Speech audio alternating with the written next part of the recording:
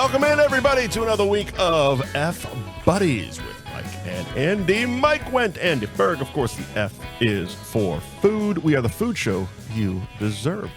Thank you to our sponsors this week, Gary Girolamo Group of Cross Country Mortgage, Ben Franklin Print Company in Middleton, Twisted Fate Brewing in Danvers, Anthony's Roast Beef and Pizza in Tewksbury, the world-famous Cabaret Lounge, Route 1 in Peabody, Nick's Pizza Subs and Roast Beef on Essex Street in Beverly, Mike's Amazing Food, including Mike's Amazing Mayo, Mike's Amazing Mustard, Mike's Amazing Coleslaw Dressing, Mike's Amazing Food, and welcome to the program, brand new sponsor, super excited that they've joined us, Dom's Sausage Company out of Malden. Welcome, Ooh, Dom's, huh? That's pretty fucking exciting, isn't it there, Michael? Fucking official steak tip of the New England Patriots, kid. Fuck yeah, brother. And F Buddies now. Oh, shit, yeah. Until they listen once. But the money's already in our pockets, so fuck yeah. Yeah, fuck yeah. That's right. You listen, you fucking enjoy this. You love it. How are you, Andy? Oh, it's been a fucking day. Yeah. Hangover, out of control, like special hangover. And you worked during hangovers like a real man. Yes, I was in the sun installing beautiful seamless gutters all day in the heat. Sweating my fucking balls off. When you're all hungover? Be in the heat. More dehydration. Oh, yeah. And I forgot to get my water. I was fucking nursing a smart water all day. Had to pretend like I wasn't hungover so I didn't get judged at work by everybody. Because I feel like a piece of fucking shit. Right. So that was not good. I fought through it, of course, because I'm an adult man. And my wife is pretty not thrilled with my antics as usual from yesterday. She's pretty upset. You've been saying that for the last 24, 48 hours ish, 36 hours maybe, and 20 years. And well, I'm curious because of that, because it's like, you're you. She knows you. She's lived with you for a minute or two. Yeah, I can still disappoint her though. She's put up with your shit for a minute or two, but still, like I need to hear all about this banner day that made maybe the most tolerant woman on earth, Mrs. Ferg, upset with you. It was nothing. But before you get specific, to that, sure. Because you set it up, like we were talking topics and stuff, and you set it up. You teed it right up.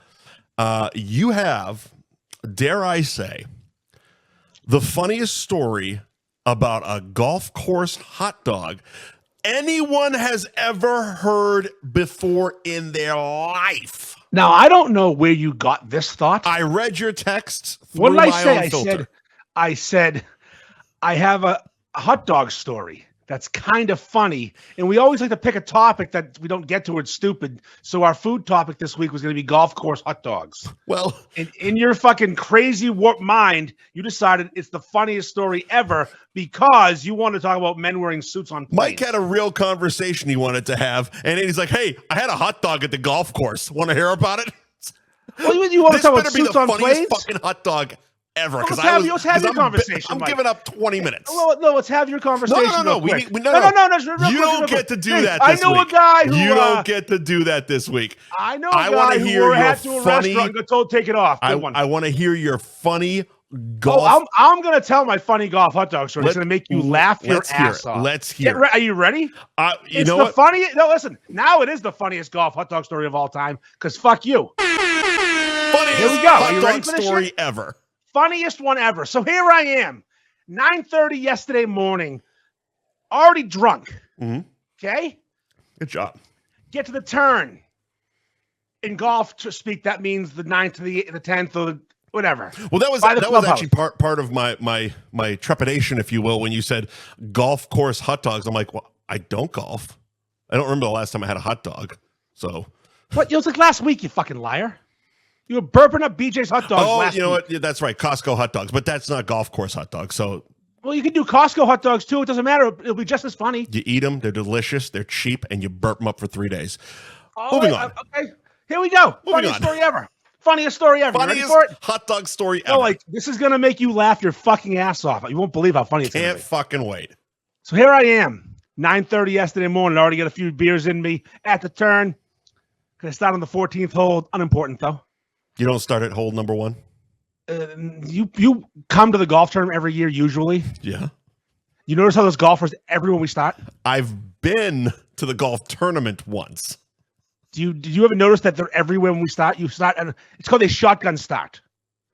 I was a little Everyone upset starts- there wasn't an actual shotgun, to be quite honest. We'll get one with for you this year. All right, I'll get the fantastic. fucking 21 gun salute just for you. Have Todd and someone shoot Todd Angeli. Fucking poor guy, just take him down. So here we go. Poor bastard. I start at the 14th hole. Hour in, I'm already drinking. The second the beer hits my lips, my stomach starts growling. I'm not a fucking sweets guy. What time did you start? 8:30. Okay. And I'm not a sweets guy. And they had muffins and donuts. I didn't want them. I wanted something down my fucking throat, something thick. I walk inside of the clubhouse and I said, hey, where are the hot dogs? Mm-hmm. Let's go. Where's the Beefy Boys truck? What the fuck are we doing? And the guy goes, I didn't think to get any. Well, okay. So explain what you were doing. This is a golf tournament.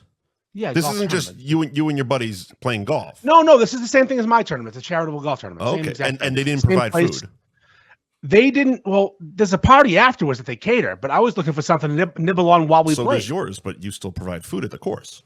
I don't provide food. I have the Beefy Boys show up and sell food. I'm sorry. Do you not schedule the food that is there and that people can enjoy if they Yeah, feel but the you need say to? provide. It makes it sound like I'm paying for it. No, we know you're not paying for it. Jesus Okay, well, you Christ. said provide. Provide means I provide. Hey, you fucking idiot. provided the No, outlet of the no. food. I'm providing you with a hot dog story right now, and you keep fucking interrupting me. Funniest one ever. It's the funniest one ever. I'm already So laughing. anyway, I know the humor is ridiculous. So the guy says, I didn't get any hot dogs. I'm like, what the fuck? So he drives to Costco, buys hot dogs, cooks them, and he sends someone out to the course to deliver me one because, You're Andy that's Ferg. the kind of treatment I get. Yeah. And the person who was supposed to deliver the hot dog fucking ate it and didn't give it to me. Jesus, you had one job, guy. Don't eat the hot dog for Andy. And the guy I think he got fired. You got fired? Yeah, That's a great. fucking unemployed. Wait, is that the funny part? That's the whole thing's funny now, isn't it? Holy shit, that's the Guy punchline. got fucking fired. The kid, Wait, the fucking I'm sorry. groundskeeper.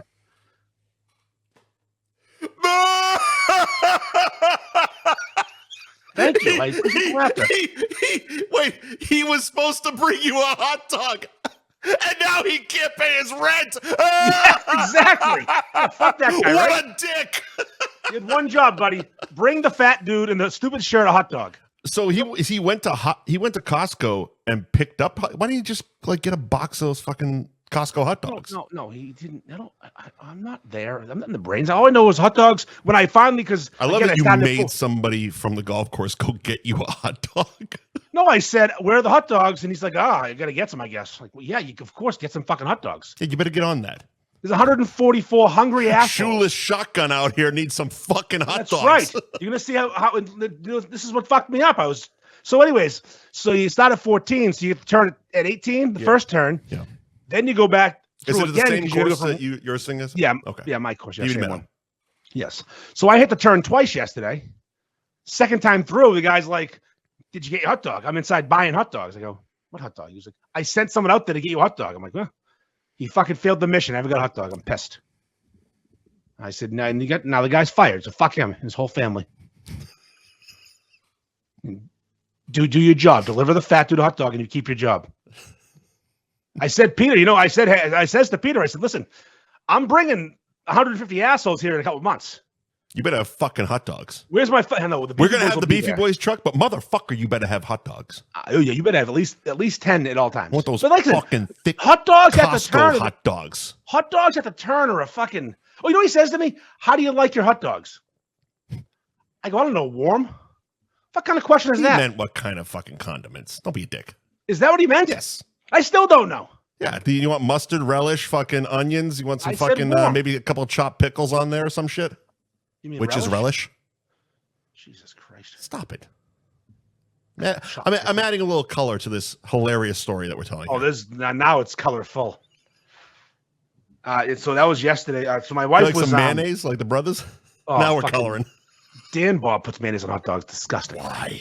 You know, there's a place in Maine though that does Flo's. I've heard of flows. Yeah. Yeah, then you can't walk in that building and hit your head. That's what I've heard. That's exactly what I've heard. You have to walk in like this. Yep. I've been in there, but the door is like Flows 5'2". Yeah, the Flows way is red relish and mayo.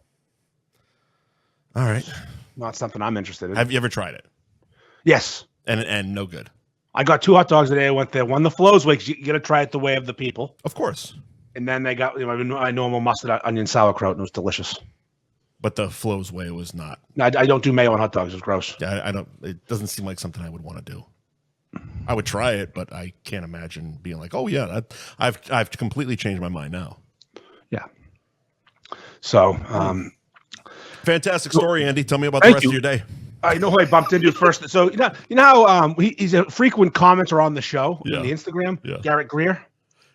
Yeah, I saw you banged his mom. No. I don't know. That smile on her face made it look like you had some afternoon delights. Listen, the first so Garrett, again, I've been friends with Garrett since fucking high school. A little tongue in the old booter. But he likes to be a relentless prick, and he's very good at it. And his dad is too, and they attack me. Of course. First person I see when I walk in is his dad, who's a mountain of a man. Absolute fucking unit. Golfing or working? Oh, golfing, yeah. At Okay. the course, yes. All right. First person I see at the course is his dad, then his mom. Mm-hmm. Mom's taking selfies, quick fucking pop in the butt. There you go. Definitely a little weird. But anyways, it was a good start to the day. And again, I started drinking. Hot dogs weren't available early. Keep drinking. Go to the after party, keep drinking. Get announced the winner of the tournament, because of course I did. Jesus Christ. Oh, so my normal team, my normal squad wasn't available. So how many rings did you pull? 2. My cousin who normally plays broke his foot like a week ago, chasing after his dog. He stepped in a hole he dug. He just dug the hole. Getting worse. Yeah, it's the poor kid. It's fucking terrible. So I asked my ringer. Injury is getting worse by the syllable. Oh, yeah, he was digging a hole for something. His dog got loose. He went to chase his dog and stepped in the hole he just dug. Oh my God. Imagine that. That's just bad luck right there. That is such a suburban injury. It's not even fucking funny. He's so, you know how white he is? He's almost clear. I was digging a hole for something, chased my dog. I think it was for his pool. And busted ass in the hole I dug. He was digging a hole for the electrician that was wiring his pool. Tore my ACL 4 to 6 months. Yep. 4 to 6 weeks. Yep, 4 to 6 weeks. 4 to 6, boy. So I couldn't have him. So instead, I texted a few people to play, and I don't text bad golfers. I text only the cream of the crop. I like to win. So I reached out to my ringer, my ringer Ethan, he's the course record holder at Peabody. And he likes his collection of plastic trophies. He's also, it's a mug this time. He's also a professional golfer, a teaching pro. His job is golf. I said, "You got any friends who want to play?" You better hope he's good. And he did. He brought his friend Johnny, and Johnny played very well. Mm-hmm. And yes, we won the tournament, of course, by 2 strokes, over everybody. 14 under par. Okay. To a rain of booze, as usual. Mm-hmm. Everyone that was at the tournament knows Ethan, and he's given them almost all of them lessons. Oh, okay. So they knew you were cheating. Not cheating. I told you, I get good players. Yeah. It's not cheating. You're allowed to bring whoever you want. Yeah. There's no rule against who you bring. So somebody from an unmentionable chug competition would have to differ. Again, I followed the rules of that one too. Watch Diggstown. Okay? Just watch Diggstown. We fucking know how it works. Okay? I've told them more than once. Watch Diggstown. Watch Diggstown. Holy Have you seen where Hammerhead Hagen lived? He lived in the basement under Louis Gossett Jr.'s house. Yeah. That's where he lived. That's one of the most underrated boxing movies ever. Yeah. There's so many good boxing movies. Nobody's seen Diggstown. Diggstown is so good. There was a few like obscure boxing movies that came out around that. It was like Diggstown, Gladiator with Cuba Gooding was another. Great White Hype with Sam Jackson and fucking Peter Berg was another. But they were all in that like weird mid 90s when people were going in a direction of like Clerks and Pulp Fiction. And Gladiator was awesome. Top of the head, hardest part of the body. Yes. Brian Dennehy. Fucking Brian Dennehy. That movie stands up. It holds up. It's the kid from, I think it's the retarded kid from A Few Good Men. Yep. Him and Cuba Gooding Jr. and Brian. Yep. And Brian Dennehy, fucking phenomenal. And do you know how many times Been in one of those moments in a bar where it's like, oh, this shit might get weird, but remember, top of the head, just bow. Yeah. If a guy's chest flexes, bow. That's right, top of the head. I've learned one lesson: white men throw hooks. Yeah. Back in the day, Yeah, you put your left arm up, you block every punch. Yeah. Haymakers. Yeah, they're idiots. They're the fucking morons. Fucking Throw a straight right. Throw a straight right, you'll win every fight. Maybe not anymore though, because everyone does MMA now and jiu-jitsu and such. God, it's we'll get there. Yeah. So, anyways, I'm at this after party. I'm having a blast at the AOH in Peabody, eating champion steak tips. I cut that line. I cut the food line. Just walked up, line down the fucking street. I'm now in the I don't give a fuck phase of my life. Andy Ferg, big deal coming through. I didn't even say a word. I walk up and grab a plate. Of course you didn't say a word because at least you know how to do it. Yeah, say nothing. Be out. Don't make it awkward. Say nothing. If someone says something like, hear the chirping, but don't even don't sell it. Don't sell the chirping on it. I think I gave someone my man. That's a fucking you think some North Shore beef, motherfucker. Yeah, literally. Yeah. I'm wearing the fucking dumb shirt with all the beefs all over it. Big giant head. Yeah. 2 beers in my hand. You're not inconspicuous. No. So I'm having a good time, having fun with the boys. And I hear someone say, we're all going to Champions. And I know the little voice in my head says, no. No, Andy. It's time to go home. But note the phrasing. It's a little voice. It's a little voice. The I'm a big voice man. Speaks a lot louder. And the big voice was, hey, let's go get fucking beer. Yeah, and it was just like what do you do? Not like, the boys were going to Champs, right? It was a tournament for Henry Breckenridge, who we've talked about on this show back in the day. Yeah, PBD cop who passed away. So the tournament was full of our city's finest, cops and police, police and fire, and it was the most safe I've ever felt, of course, because everyone there had a gun, right? Except for me. Everyone had a gun and a beer. Yeah, so many beers and guns, but. So plus getting in good with the cops isn't a bad thing. It doesn't hurt. It doesn't. No, hurt. I'm friendly with most of them anyways, but I made some more friends yesterday, more enemies as well. Quite a few enemies. I put the finger up a few times. So number one, little Larry Birdage. Yep. So we end up at Champions, and they gave us this glass. The champions for the tournament got commemorative mugs. You can't see it through that, but it says Breckenridge, says first place, golf ball. It's a nice little logo. I've noticed that a few times drinking like glasses like this, they don't read on camera. No, you can't see them. So they don't fucking read. I'm at Champions having fun, shooting the shit with the boys, and someone says, where's your fucking mug, Ferg? Your first place mug. Being a little smug toward me, like, oh. Did everybody get a mug in the team? All 4 of us did, yeah. Yeah. All 4 of us. I go, it's in my truck. I didn't bring my own glassware to Champions. I thought they'd have their own. That's a little weird, yeah. They're like, oh, you should fucking go get it and drink a beer out of it. I go, do you want me to get my mug out of the truck? Because it's right there. I mean, that is what Champions do. Exactly. This is my Stanley Cup. Yes. I was just going to say yes. So I walked in holding it like this, literally like the Stanley Cup, but it's a little mug. I hand to the bartender. I said, excuse me, young lady, I would like to drink a beer out of this. You can put that beer on their tab. Yep. Because I'm not paying for dick here today because I'm the fucking champion. Mm-hmm. I said, fill to the very top with Fiddlehead. They being the other golfers that you beat? Yes. Okay. Yes, they like 20 of us are at Champions. And I brought it back to the table, and I did a little speech, a little drunken idiot speech. Oh, so it wasn't just your team going to Champions. It was the group of people that were golfing. None of my team besides me were the champions. Okay, so you kind of had to go. This wasn't like 2 guys being like, we're going to Champions. It's like, no, there was like a mass exodus from the after party to Champions, which is also kind of how your golf tournament goes. It's all the same. I did have a cool way of doing raffles, Mike, which you'll enjoy. I bet they didn't have a blue ticket guy. No, they had a red ticket guy. You know how we do it? Where each ticket has to be individually dealt with. I've actually never seen a ticket in my life. Well, they have. So every ticket has its own number. So you have all these different numbers, and you have to keep track of them. They had these sheets, and every ticket on that sheet had the same number, and you kept this bigger coupon that you keep. Mm-hmm. So you had only had 4 numbers to worry about. It was fucking beautiful instead of fucking looking through 17 different fucking numbers. I don't know. It sounds more. You'll see in October. Are you going to adopt that? Well, yeah, we're definitely adopting that. It was fucking made things so much easier. All right, as long as I get a blue pen or something. We'll get blue ones for you. We'll get blue tickets. You can't fuck with the gimmick, man. Come on. I'll get blue tickets. We'll make sure. Tickets. I have one job at this fucking thing. And everyone loves it, by the way. I had two, but I showed up late last year. I still get. Speaking of the tournament, we have an. So the first year we had the whores. The models. The model. Yes, the models. The B-man girls, basically. Yes, and Festa was giving them salad and all that stuff. Yeah. They didn't exactly do their job. I don't know if they knew what their job was. They were supposed to be hot and stand with Festa. Was that clear? Instead, they did mushrooms and sat in a fucking golf cart and said we're cold.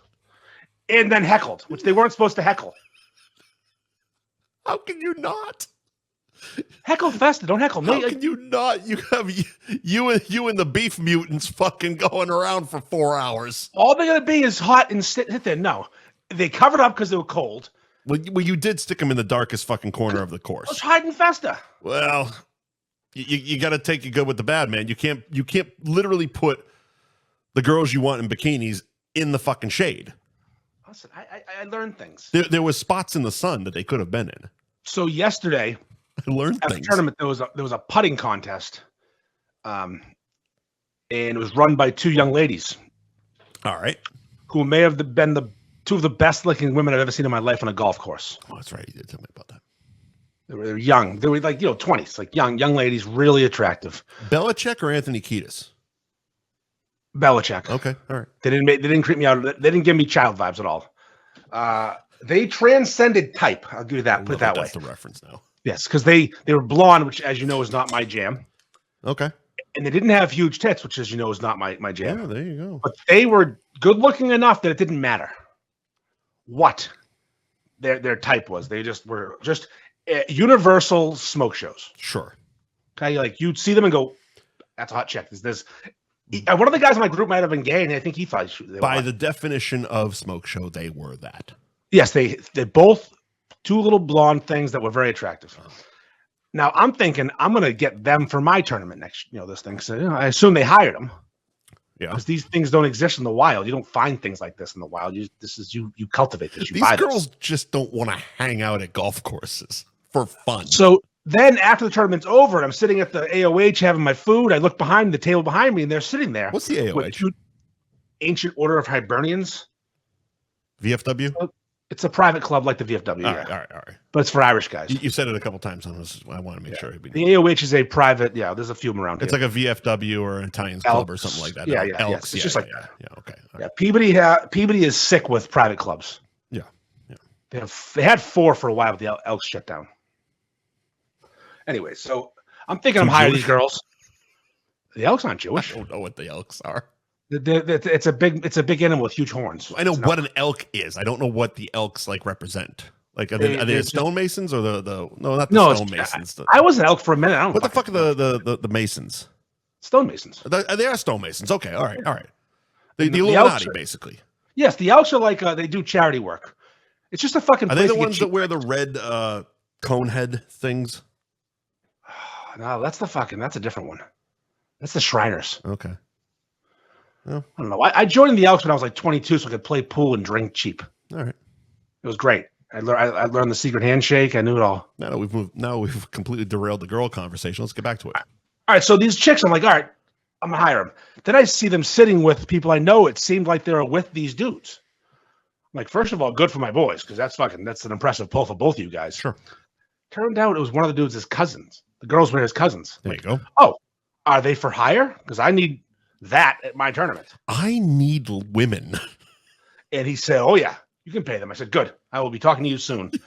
This is such a creepy transaction. Oh yeah. Can I hire your women? Oh yes, you can pay them. Pimping out his hot little cousins. The best part was he knows. He's like, yeah, I know. Like, yeah, you can't miss it. That's how they transcend relation. Okay. I have cousins that, I don't know if they're good looking or not, because you don't look at your cousins that way. This kid's like, yeah, I know, obviously. Look at him. Right. Like, yeah. It's all like trying to bang his cousin, but you look at him. If that's what your cousin does, that's what your cousin does. You've accepted it. You've gotten to that point in life where it's like, yes, this is what she does. She makes men feel good about themselves while they're fat and putting. And what's funny is they got the putting contest was you get one shot at a certain putt and you get a prize. It ends into a 50-50 raffle if you make the putt. Yeah. Very difficult putt, like far away, big break. My fucking asshole brother makes it in the first try. Yeah. And they actually got excited. I think no one made it all day. I would assume not. It was you fucking dick. And no, they don't want to fuck you. They're 30 years younger than you, sir. Settle down. They just want to give you your fucking Chuck E. Cheese prize and move along. Here's your ticket. Red ticket. Red ticket. So anyways, the whole point of the story was I drank way too much yesterday. Right. But when I come home and I'm at that point and the sun's still out, my wife oftentimes is a little disappointed in me because she likes to have us time at night. Uh-huh. And I'm very busy a lot of times, and we don't get as much us time as she would like. Can I just pause for a second? Sure. Because you came home in that state, but you came home with the sun still out. So there's still time in the night for us time, power nap or something. We do that. Ham sandwich. Here's the thing too, is my stupid bet with Billy has fucked me. Oh yeah. That is what I get for breakfast on the way to a golf tournament. I get McDonald's. Right. Can't do that. I have a bet, so I don't. Yep. So, also, sometimes when I'm in that drunken state going home, I will stop at McDonald's. As you do. Because that's a good sober up food. Yep. Neither one. I couldn't do the one, so I didn't get anything. So I come home fucking muckled. Pass out on the couch for 2 hours. Full of nothing but liquor. Yep. And then I got to pretend like I'm not that fucking screwed up, and she knows I am. Sure. That's that whole game. And I get yelled at for being drunk and stupid in the afternoon. Right. And I try to defend myself, and that makes it worse. Then I wake up in the morning, I get yelled at again. It's fucking awesome. Marriage, man. Yeah. What are you going to do? She's fine now. It's a fucking hoot. Oh, yeah. She was great until I said, all right, I'll see you in a few hours when I came downstairs. And she's like, oh, that's right. That's tonight. Every Tuesday for fucking years now. I can't help you. Well, this at least is work. Yeah, that's the thing. Is this at least we're getting paid for this? Right. Yesterday was just fun. I got a cup. I told it's at. Well, Mike, it's fundraising. What's the matter? You don't want to fuck a champion? That's right. Yesterday I fundraised. I'm gonna hold my glass on my head while you fucking go. I spent hundreds of dollars for a charity to play a beautiful 18 holes of golf and win a tournament and brag. That sounds like I was doing God's work yesterday. No one appreciated it. That's just it. Nobody appreciates it, do they? Charitable, just giving away my time for the children. Nobody appreciates Andy Ferg. 4 children were given scholarships in Henry Breckenridge's name, and I helped with that. You helped a quarter of a child. I helped 1/4 of a child. Maybe an eighth. Of 144th of the donation that they But still, yeah. Without me, that child would have had less money to go to college. That child's toe I'm putting kids through school. Would have been severed before college. I'm putting kids through school, and no one appreciates it. This is true. This is also true. Someone is paying Penn State to cover up molestation with my money. Molestation. Okay, Sandusky's cover up is still going on, and I helped with that. Is that still going on? No, of course not. Come on. That up. He got his settlement. Is he dead? Yeah, he's long dead. They're all dead. All right. As they should be, in the ground. Who's next? Anthony Kiedis? Bunch of child fuckers. Technically, she's legal. Technically. Morally, yeah. That whole... Yeah. Again, having a daughter makes that whole conversation so confusing. I was watching, I told you I was watching Point Break today, and that scene with him popped up. And yeah, I pointed out, I'm like, oh, did you see this guy's girlfriend? And fucking, she's like 19, but looks like 14. And of course, that's right. He's in that movie. I forgot he's in that movie. And somebody has to Google it. Huh? He's in a few movies. Him and Flea did a few movies in that era. Flea wasn't in Point Break, but they did a couple movies. They did a couple together, but they popped in and out of them. Was it Runaway or Rundown? The Chase. No. With The Chase, Charlie Sheen and Christy Swanson. Yeah, so... Underrated bad movie. Crystal, yeah, because her tits. Well, yeah. She has phenomenal tits, and you get to look at them a lot while she's riding them. While she's going fucking on top of it while he's driving the car, getting chased by things while she's just riding that dick. Logistically, that scene's impossible. Yeah, but someone saw the OJ chase and was like, "Hey, what about tits?" Like you can't unless you have literally the premise of the movie. Unless you get like a girl with no ass, which Christy Swanson has an ass. What if What if the OJ chase was Charlie Sheen and a chick with nice tits? Now Charlie Sheen should have reenacted that in real life. He didn't have to. He was already there. He never had to. Such. Imagine that he's fucking some skank while getting chased by the Some cops. bitch was untouchable. He killed AIDS. Yeah, well, AIDS didn't kill him. He killed AIDS. He shot magic attacks real quick. No, AIDS left. They said, "Fuck this guy. I'm not catching Sheen." Holy shit! AIDS ran away. So you bring up Point Break, and it's a quick segue, of course. Uh-huh. I made a Mike Wendt purchase. Holy shit. The other night. Holy shit. I bought the Nixon mask from Point Break. It's officially the same mask. It's the actual Point Break. I mean, I guarantee you, if you go to your Google, you searched Point Break Nixon mask. You're going to lose your headphones. Yeah. So there it is. Point Break Nixon mask. I'm not a crook. Fantastic. So I bought it for a purpose, though. I might be doing a little something with stateside, Surfside tees, and I think to myself, as my dumb brain works, Surfside, Surfs Up, surfing movie, Point Break, bank robber, Nixon mask. Oh, come on. There wasn't that much thought. You were watching fucking Point Break. No, I wasn't. No, I swear to God. I haven't watched Point Break you were in drinking years. a fucking tea, watching Point Break, and like, I got it. No. And I was thinking about the hot dogs. Wait. I didn't get. There's surfers. I was thinking about Utah Get Me Too. Yeah. I didn't get my 2 hot dogs. I always forget they're not tacos. Oh, it's always hot dogs. I've always, like, every time that quote comes to mind, my brain goes to tacos. Nope. Well, it's fucking California, isn't it? Yeah, I think that probably has something to do with it. Yeah, it's because you're racist. Allegedly. I have a funny little golf story from yesterday. It's actually kind of funny. Not a funny racist story. It's both. Okay, fantastic. Guy, I'm not going to name him, was golfing behind me, not in my group. Told me that he got his 23andMe. We were talking about how I'm queer. Yeah. How it's okay. And he said, "Oh, I'm 13% black." I went, "That's a weird thing to say. How do you know?" And he goes, "I did 23andMe. And I said I was 13% African American. So I think I can say the N-word." Oh, boy. And I go, 1, no, you can't, because you're really white. And 2, the golf tournament we're playing in today is for a man of color. Henry was a black man. So maybe not today. Maybe not at this tournament. Maybe at a different tournament. But keep that to yourself for the day at least. It's like DeVito in the fucking Always Sunny when the gang turns black. He's like, I'm going to say the N-word. What's true, too, is so one of the people that were like doing the Mike Wendt job at this tournament, but he wasn't drinking and acting like an asshole. He was just walking around shooting the shit, was Henry's brother, who was built like a fucking brick shit house, like arms this fucking big. He looks like he plays like pro he was football. doing my job as in he was working out and looking awesome. I got you. Yeah, he was walking around, shooting the shit, working holes, just having just whatever, just hanging out. Wrecking holes. And like you want to say the N-word, fella? Is he black? Well, yeah, he's the brother of the guy who's dead and who's also black. I skip a lot of words when I'm listening. I go, if you want to test out your theory, there you go. Yeah, let me know how that turns out when you're fucking coming back holding all your teeth. Yeah, I can say the end. No, you can't. He was kidding. It was a big joke, but it was hilarious though. Is he actually 13% black? Yeah, he said he was telling the truth. His 23andMe came back, and I say, no, there's a word for that. You're 1/8 black. There's a whole word for that, and I'm not saying it. You know what it is? No.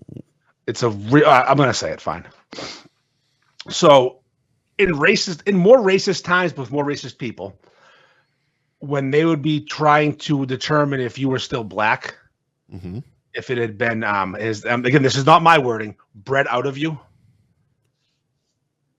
Once you're below an 1/8 black, you don't get called. You're not considered black anymore. And a person who was 1/8 black, which was what, they had one black grandparent, I think. Okay. This is the name for it. It's really offensive, and I shouldn't even say it. Probably shouldn't. But it starts with an oct and ends with a rune. It's an 1/8 black, and it's like the last word. It's the last. Wait. It's not Funzanoon. No, that's the first who farts the bath and bites the bubbles. Let's move on. That's a different one. It's not a fun. Funzanoon's a great word, though. I like that one a lot. Anyways, And, yeah, my wife was less than pleased with me yesterday and today, and we're good now, though. I think. Oh, fantastic! You're not divorced. We'll see when I stumble up the stairs and break a door. Did you do that recently? Like last Tuesday. Really? After a 3-hour fucking show, yeah, I did not do well when I was upstairs. I was fucking wrecked. I love it. Before we went live, you're like, yeah, last week was 2:45. Like, no, it was like 2:15 tops. You're like, no, I got a text from Dave. Yep. 244 fucking 2 hour and 44 minutes. 244 hours. We used to do an hour and 10. Now we're doing 2 hours and 44 like assholes. We used to do under an hour. Yeah, we did. We've really found a way to just talk bullshit for fucking hours. Well, talent. The sponsors pat it out. They do, yeah. They definitely add a bit to it. I want to give people our money's worth, right? Of course. We've covered the funniest hot dog story ever. That was pretty good. It was hilarious. I mean, if you're just tuning in, you missed the funniest story ever. Involving hot dog. And golf courses. Golf courses. So we should have welcomed all the new potential listeners. That's right. You went all deep in on Hawk Tuah. I put almost no effort into a couple of reels, and at show's start, the two most popular ones, one was at 4.6 million views. The other one was at 2 million views. Jesus Christ. What was the third one? The third one was up there too. The other two are under 100,000. Oh, okay. Now, if you asked me what my most popular reel besides the one I did with Pilly Boston was before, like 3 days ago, it would have been like 40,000. How much was Pilly Boston? 250,000. Okay. But that fucking girl who likes to spit on that thing. It was hilarious, like kind of living vicariously through you in real time, because you're like, oh, I think you said it was like at 1.2. You sent me a screenshot. It was like 1.2 million or something like that. And as you sent that, I saw the three bubbles start 2 million. And I'm just like, fucking Christ. I've never seen something. I've never gone. It's hard to go viral nowadays because everybody gets fucking 5 million views on all these content creators that have a big following. Right. But I've never gotten. I have a theory behind it. Okay. Good. So basically, you got in at like, it's hard to quantify it, but you got in at the right time. Because I remember there was the night you and Joe sent me either the video or you just said it in a text, but it was separate. Like Joe sent it on Facebook and you sent it on Instagram, and it was like something like the video. And I think I watched it, but I didn't listen to it. And I saw Hawk Tuah, and I remember writing back to you, Hawk Tuah, Iron Sheik. Yeah, I don't know what the fuck you guys are talking about. And I moved on with my life because I was hammered. And then it wasn't like nothing happened the next day with it. And then there was like a slow, like kind of groundswell of all of a sudden you said it again. And I'm like, what the fuck are they talking about? And I watched it. I'm like, oh, okay, that's kind of funny. And I think I went and I found the Iron Sheik one, and I was like, okay, that's Iron Sheik. Hawk Tuah, okay. And then there was like a 3 or 4 day growth of this. Mm-hmm. You remixed her video, but not even the Hawk Tuah video, a different portion of that interview with your thing, but it was on like day 2 of 4 that you posted it. So by day 3, it was everyone searching for it. 4 was like the peak of viral for her. So you were already in the algorithm as part of that whole thing. That's why that one's at, what did you say, 4 million? 4.3 million? Yeah, million views. You know what I mean? So it's like, that's where that was. It's like you just happened to jump on that literally at the right, not too far before everybody, definitely not after everybody, but right at that right point.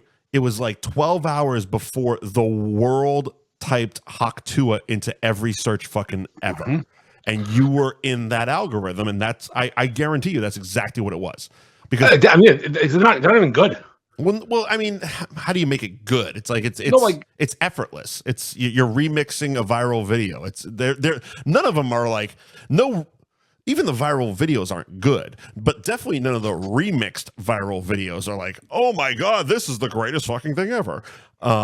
You just happen to, again, hit that algorithm in the right trajectory to catch on. And that's, I guarantee you that's what it is. It has to be, because I've made things in the past that I was proud of. I'm like, oh, that came out pretty good. And it does well. It'll get, 1,000 likes.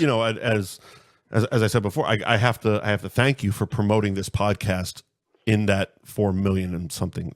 The podcast is very much mentioned. Yep. Can't unring the bell, Mike.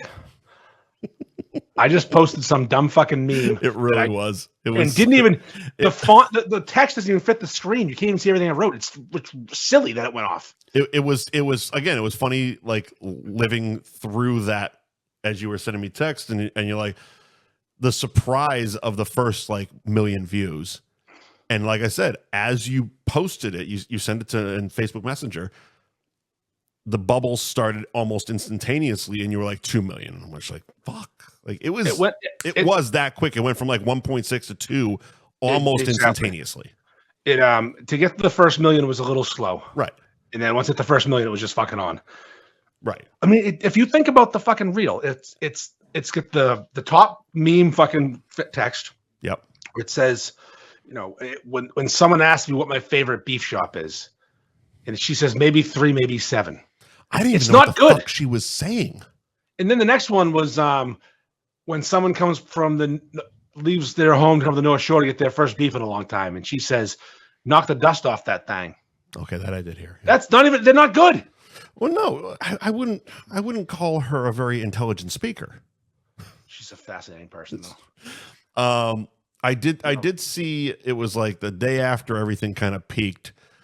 Some Nashville fucking bootleg clothing company had her in their store, and they had all the hats with the Hawk Tuah 24 thing, and she was signing hats and stuff. And I was like, all right, but it brought me to that place where it's like, people really don't know how to jump on a viral trend when they are the subject of the viral trend. Most of them instinctively go into hiding. Yeah, she did it first. Same with the Oilers tit girl. Mm-hmm. The one that flashed her tits game, I don't know, fucking 4 or 5 or whatever the fuck it was. Great tits. Yeah, great tits. And Go fake, though. But it's like immediately their instinct is to go into hiding. And I can kind of see that. You now are, the world knows your face and is sharing and in one case, sharing your tits across the fucking internet. The other one is your blowjob technique. Congratulations. Mm-hmm. I mean, Jesus Christ, Howard Stern is talking about her. If you need to get over a guy, you get under another. That's what she tells you. That's how you get over one, get under another. But they don't. Well, what do you do? Like, what do you do? If you become the biggest thing in the fucking world for 2 days, you grab the closest fucking branded logo you can find with a big company and say, I am this person. Pay me and I will fucking Hawk Tuah in your fucking Coors Light can. Start a fucking podcast. I don't know. Do anything but nothing. Anything but like delete all your social media. Like deleting your social media is the opposite. Like cash in. I can promise you, if I ever go viral, it's not going to go away. That's the thing. They all think if they go into hiding, it's not going to go away. You're always going to be the Hawk Tuah girl. Like, you see how many fucking years later, that braces nerd from the meme is now in Shaq commercials with the animated general. Listen, how about fucking Be a Man? He's the same thing. Exactly, but he had people around him to say, "Hey, let's push this. Let's cash in on this. Let's make some money off this." They were smart enough to, steer him in the right direction. But all he said was "Be a man." She said Hawk Tuah. Great. Sell it. It's literally the same thing. She just needed that friend of hers should have been the one. Of course, she's probably just as Hawk Tuah as Hawk Tuah. Yeah. I think she was smart. Mm-hmm. Hey, but all right, think to yourself, ever in the history of the internet, in this viral stuff. Well, see, okay, before you go, anyone. Because Corey jumped into the comments and he says, "Get Heidi to reenact it with a beef." It's already over. It's over. It's already over. Like that's just it. That's how quick this shit happens. Like, the capitalizing on this has already passed. If you fucking the time it would take to get Heidi to do that with a fucking beef, it's impossible. It wouldn't be posted for minimum 48 hours. That's 2 more days. Yep. And it's way over. It would literally be like, holy shit, you guys are late on this one. The one I did today is probably too late for it. It's too late now. Probably, maybe. I did one. I reached out to Anthony's, our sponsor. Yeah. And I asked him to send me a video of a James River squirt on a beef, and I was going to make a Hawk Tuah video out of it. I tried to do it on CapCut, which used to be really easy to work, but now they make you pay for it, so I had to use the free version. I couldn't do it as well. I mean, it's going to be a litmus test for seeing how far you can stretch this. Yeah, no, I figure I'm like, this is not going to go off. I mean, you've noticed the decrease in viewers each video. Yeah, so yeah, there's in the beginning it was a little slow. The first I think I've done 6 posts. Yeah, probably 6 posts. I think I did 5 videos in one meme. Yeah, whatever. I don't even like doing them. I don't even want to do them. I'm gonna fucking ride the wave. Plus, apparently, Mike, when you get 4.6 million views on a video, they give you money. They give you money if you get 20 views, but it's pennies. You might not be getting pennies, sir. I think it's up to like $400 right now, but the potential earnings is 6,000. I'm not sure how it works. I don't, and I'm There's those two numbers. You need to let me know the end game for this thing because I am so curious on the wording of what you got. It's very weird. I don't even know. I don't know how to collect. Well, it's through Meta, so they should just deposit it to your bank. That's what I get. Okay, yeah. I'll see. Maybe 2, maybe 3, maybe 7. I don't know. Double check your settings, sir, because you might have a few $1,000s waiting for you. We'll see. I mean, or a couple hundred. Either way, free money. Listen, I'll be making more off of this reel than I will off of the average T-shirt fucking push. So sure, and I mean, and I didn't do anything. Yeah, exactly. More importantly, man hours put in. I repurposed some fucking little cute skank from Nashville, and that's just it. It's catching that. It's catching the Point Break. It's catching the wave at the right time, man. Yeah, Hawk Tuah 2024. But here's my question though, Mike. Have you ever seen a specific thing like this go so viral so fast? Tiger King. I think this was faster and bigger. I would. The only reason I would say that's the closest. I mean, I saw a meme saying that this is the closest we've been to bringing the world together at one time. But Tiger King was also during COVID when everybody was just watching Netflix. And then that was the whole TV show and a whole thing. Yeah, but it was one of those things. It did take over for a minute where it was like all your posts were Tiger King.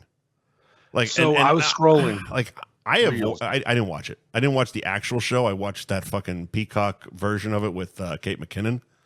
And I didn't see that, but I saw the real one. Yeah, because it didn't interest me. It was one of those things that kind of I'm one of those if I'm not on like the cusp of it happening and it's overhyped, I'm like, there's no way it's gonna live up. And even if I try an episode, it's like I don't know what the fuck you people are yelling about right now. It was really interesting. It was interesting. No, it was very interesting. Is it though? Oh yeah, no. Tiger King real show is awesome. Yeah, but 2 seasons interesting or 90 minutes interesting? A season. Carol's the devil. Okay. But I'm scrolling reels Sunday, and 9 out of 10 reels in a row were every kind of content, no matter what the business was, what their thing is, was her. Yeah, and the only one that wasn't was an ad. If you open Instagram and just hit that search magnifying glass, don't type anything, just look at what comes up. Yeah, almost all of it is her.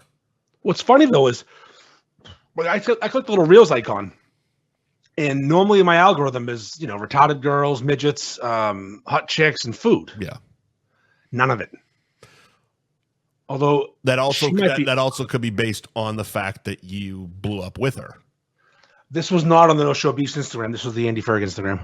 They're all connected, though. They are all connected. That's true. That's true. Because I see a lot of the same shit on the Let's Eat page as I do on my page. Yeah. It's all just big tits. I just want to see big retarded tits. Huge, fat, retarded tits.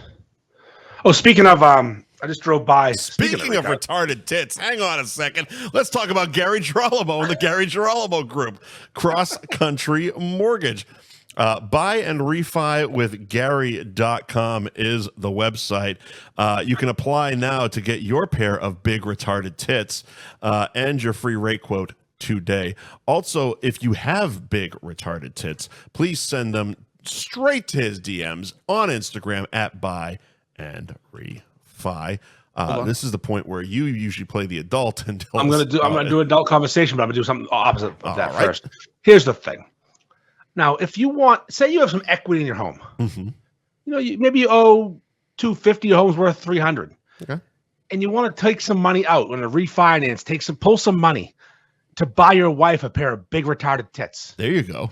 It's a fucking great time. It's not a great time to do it, but if you got fuck you money, you want to buy some big retarded tits, you're in. I was gonna say, remodel her office, make a new kitchen. There you go. But big retarded tits work just as well and probably make you more happy.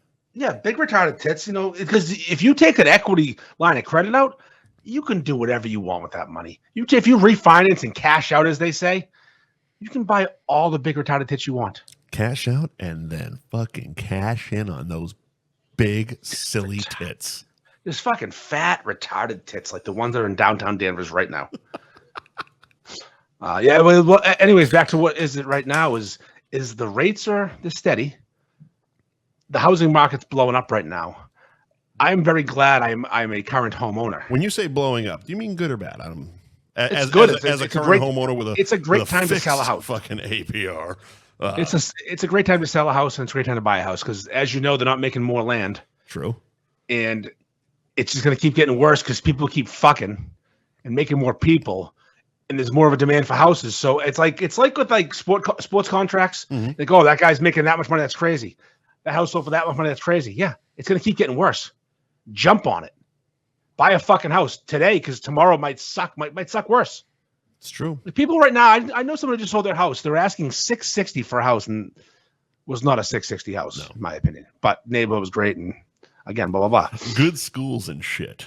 Yes, it's a good place to raise a big retarded tit wife. That's right. It is really. It's a fantastic place for retarded tits. But like back in the day, you'd buy a house that you'd offer $50,000 less than asking, and you'd play back and forth. Not anymore. You'd eat off of her tray table tits. Just small tits. Fuck you on big retarded tits. Name of this episode is Big Retarded Tits, by the way. I love that Gary is our longest sponsor. He's the best. He doesn't even know he's sponsored anymore. Just sends the Venmo. Just sends the money. I love him. He probably thinks I'm like his coke dealer or something. I don't know why he keeps having money. I guess I owe it to him. Oh, shit. So, but like, what was I saying? Oh yeah, big tits. The house sold for $680 instead of $660. They didn't. You don't get you don't barter down. You barter up. How high are you willing to go for this fucking house? Right. And they're like, waive the home inspection. Here's money. Okay. Oh, absolutely. So get a big retarded house for your wife with her big retarded tits, and use Gary to refinance it and finance it. You got to put her deep inside that big fucking house. And Gary can do that. Gary Girolamo of the Gary Girolamo Group of Cross Country Mortgage. Buy and refi with Gary.com and on Instagram at Buy and Refi. Thank you to Ben Franklin Print Company, 177 North Main Street in Middleton. BenFranklinPrintCo.com is the website. And at BenFranklin_PrintCo is the Instagram. If you mention F Buddies, you get 10% off your next order. A lot of people are actually utilizing, at least they should be, that 10%, because I see a lot of people we know using Ben Franklin, which yesterday's golf tournament was fucking sick with Ben Franklin stuff. He made the shirts. He made all the signs. The cork one, you said, right? Or yesterday's. Yesterday's tournament was full of Ben Franklin. Oh, fuck yeah. Because I knew the point the cork one was. No, the dude that ran the tournament, Justin, he reached out and asked me about who I use. I'm like, if you don't use Ben Franklin for everything, you might have big retarded tits. In your head. Because he does it. And then everywhere I looked, I saw either Ben's logo or Joe's logo or Joe's work. Yeah. He's everywhere. Yeah. It was great. I got a sweet pullover, all embroidered up that says the Be Like Henry tournament. That's the slogan that I think I might have came up with. I'm not sure. I drink a lot. Maybe. I'm pretty sure. I feel like you mentioned that way back with a T-shirt or something like that. Yeah, I was gonna do a T-shirt, and then they did something else. You not to do a T-shirt or something like that. Yeah, they were gonna do their own, and then the one they made is beautiful. It's great, but it's very much police. I wouldn't feel comfortable as a non-police officer. That's what it was. It was almost like wearing a badge. Yeah, it literally had a badge. Yeah, I'm not a cop. Yeah. So I'm not. I have the shirt. I bought 2 of them. But they're at home. So the golf ones were better. The golf ones were nicer, wearable. and they were very wearable. Yes, but nice pullovers. Joe's shit was everywhere. You know, Joe, he likes to he'll slide his name on there and give you a nice discount. Like, look at our sign behind me. Well, the print goes all over it. Well, Joe puts he kind of covered his logo with your fuck Kyrie. Oh, did I know this logo's right there? Oh, there it is. Oh, there it is. Okay. It's only 5 different places. Yeah. Yeah. No, but Joe will put his fucking logo on something. He's not afraid to. No, of course not. Smart guy. That's fucking smart good. fella. That's just good marketing, pal. But yeah, he'll do not just T-shirts, not just embroidered shirts, not just signs outside your place. If you want to wrap your truck or your van for your business, you want to wrap your fucking boat just for shits and gigs. You keep forgetting about caskets. He wraps caskets. He will wrap your casket. If you are like a bar or restaurant that wants to sell shirts, you don't know how to do the website shit, he will do your e-commerce as well. Just talk to Joe at Ben Franklin Print Company, benfranklinprintco.com. Tap on it. Get a quote. Get a quote. I got Franklin out. It was get a quote that fucked me on that one. No thanking. No thanking. Twisted Fate Brewing, 120 Andover Street in Danvers. That's Route 114 in Danvers. As we mentioned, if you're parking, it's behind the Guitar Center. If you're driving down 114, it's right next to Guitar Center. TwistedFateBrewing.com is the website. Click on Find Our Beer to find out what bars are pouring Twisted Fate, what liquor stores are selling Twisted Fate, and you can check out the tap room hours on their Instagram at Twisted Fate Brewing. And is it this weekend that the Pulling the Cork guys are releasing their beer? Yeah, the Finally Something Cool beer for the Pulling the Cork podcast guys. June 28th, Friday. Brendan's playing some music, and they're doing the beer release party. Should be a really good time. Wish I could go. I mean, Brendan plays there all the time anyway. Yes, so listen. But it's like that. Like I said, that's a good time regardless. Like, yeah. Oh, show up to Twisted Fate, drink some great fucking beers. Oh, Brendan's also playing. Oh, but now they also have a beer release party as well. It's really cool. So we should address this real quick. Where we should. This little elephant in the room right now. All right. The notion that I should be mad. I don't know why I'm fucking furious. No, it's like, why? I am so fucking furious that Dave from Twisted Fate made a goddamn beer for another fucking podcast that I shared it on all my Instagrams. Yes. It is such small dick energy. We fucking love those guys. Yes, of course we do. I'm literally sitting here with Instagram and Pulling the Cork is right up there. Yeah, they're our It's boys. right next to your old beer from Coastal Mass, and then your Nighthawk and Dragon as well. I got like 4 Pulling the Cork stickers on my table right here. It's just funny when someone think you're mad or think you should be mad. Oh yeah, people are mad for me. Why? I wish I could get into names. I can't. Here's the thing about that. I don't even want you to get. I don't give a fuck. It would cause such a ruckus. I don't give a shit. It's good for everybody. Yes, it's good for everybody. Like anyone who went to Ferg Fest knows the Pulling the Cork guys had a presence there. Everybody was, because everybody's friends. Yeah. Again, this is pro wrestling. We're all friends. It's a work. If we're ever talking shit, we're not really talking shit. It's kind of like sometimes we are. A little bit of banter. Sometimes we do talk some shit though. This is also true because sometimes we're gonna be dicks, but they can take it. Yeah. And Dave putting out a new beer, never a bad thing. No, never a fucking bad thing. It's Twisted Fate. It's gonna be a fucking banger. Yep, he's undefeated. It's got a fun name. It's Finally funny. something cool. Yeah. And if you're listening to their podcast, it's something they say. It's Sure. one of their sayings. Like, we have your sister's ass. They have finally something cool. Right. And it's just like, I don't know. Dave is so good to us, and he's a businessman. And if he can get new drinkers of his beer by collabing with Brendan, who plays shows at his bar, who's not some random person. Not just one or two. Like, he's like regularly there. Oh, it's at least once a month. Yeah. Yeah, sometimes twice a month. Yeah. And it's like, I don't get the idea that I would be upset. And it's also Especially, like, I mean, because of this, this weird cult-like community that you've pretty much created. Yeah, but it's also it's spread out so much, and they're a part of it. Pulling the Cork is part of it. But it's like Brendan shows up to play, and all of a sudden the beef people show up, and the craft beer mafia people show up, and it's like it is a community. So it's like, why the fuck would you be mad that one of your brothers is fucking making a beer with Dave? Think about this, right? This is Pulling the Cork. It's three people, right? It's Brendan Ahern. Yeah. It's Matty Fitz and Danny Gillis, who's now changed his name to Matt Fitz on Instagram, on Facebook. Don't think I didn't notice. I did. I didn't bother. No, he's doing the same thing. It's the same reason I did it. It's just legal reasons. It's just you have two lives, and you don't want to get. I assumed. I assumed that was it. Yeah. I mean, if you had a wife and kids, and you weren't out there fucking Disney whores, you'd understand. Yeah, exactly.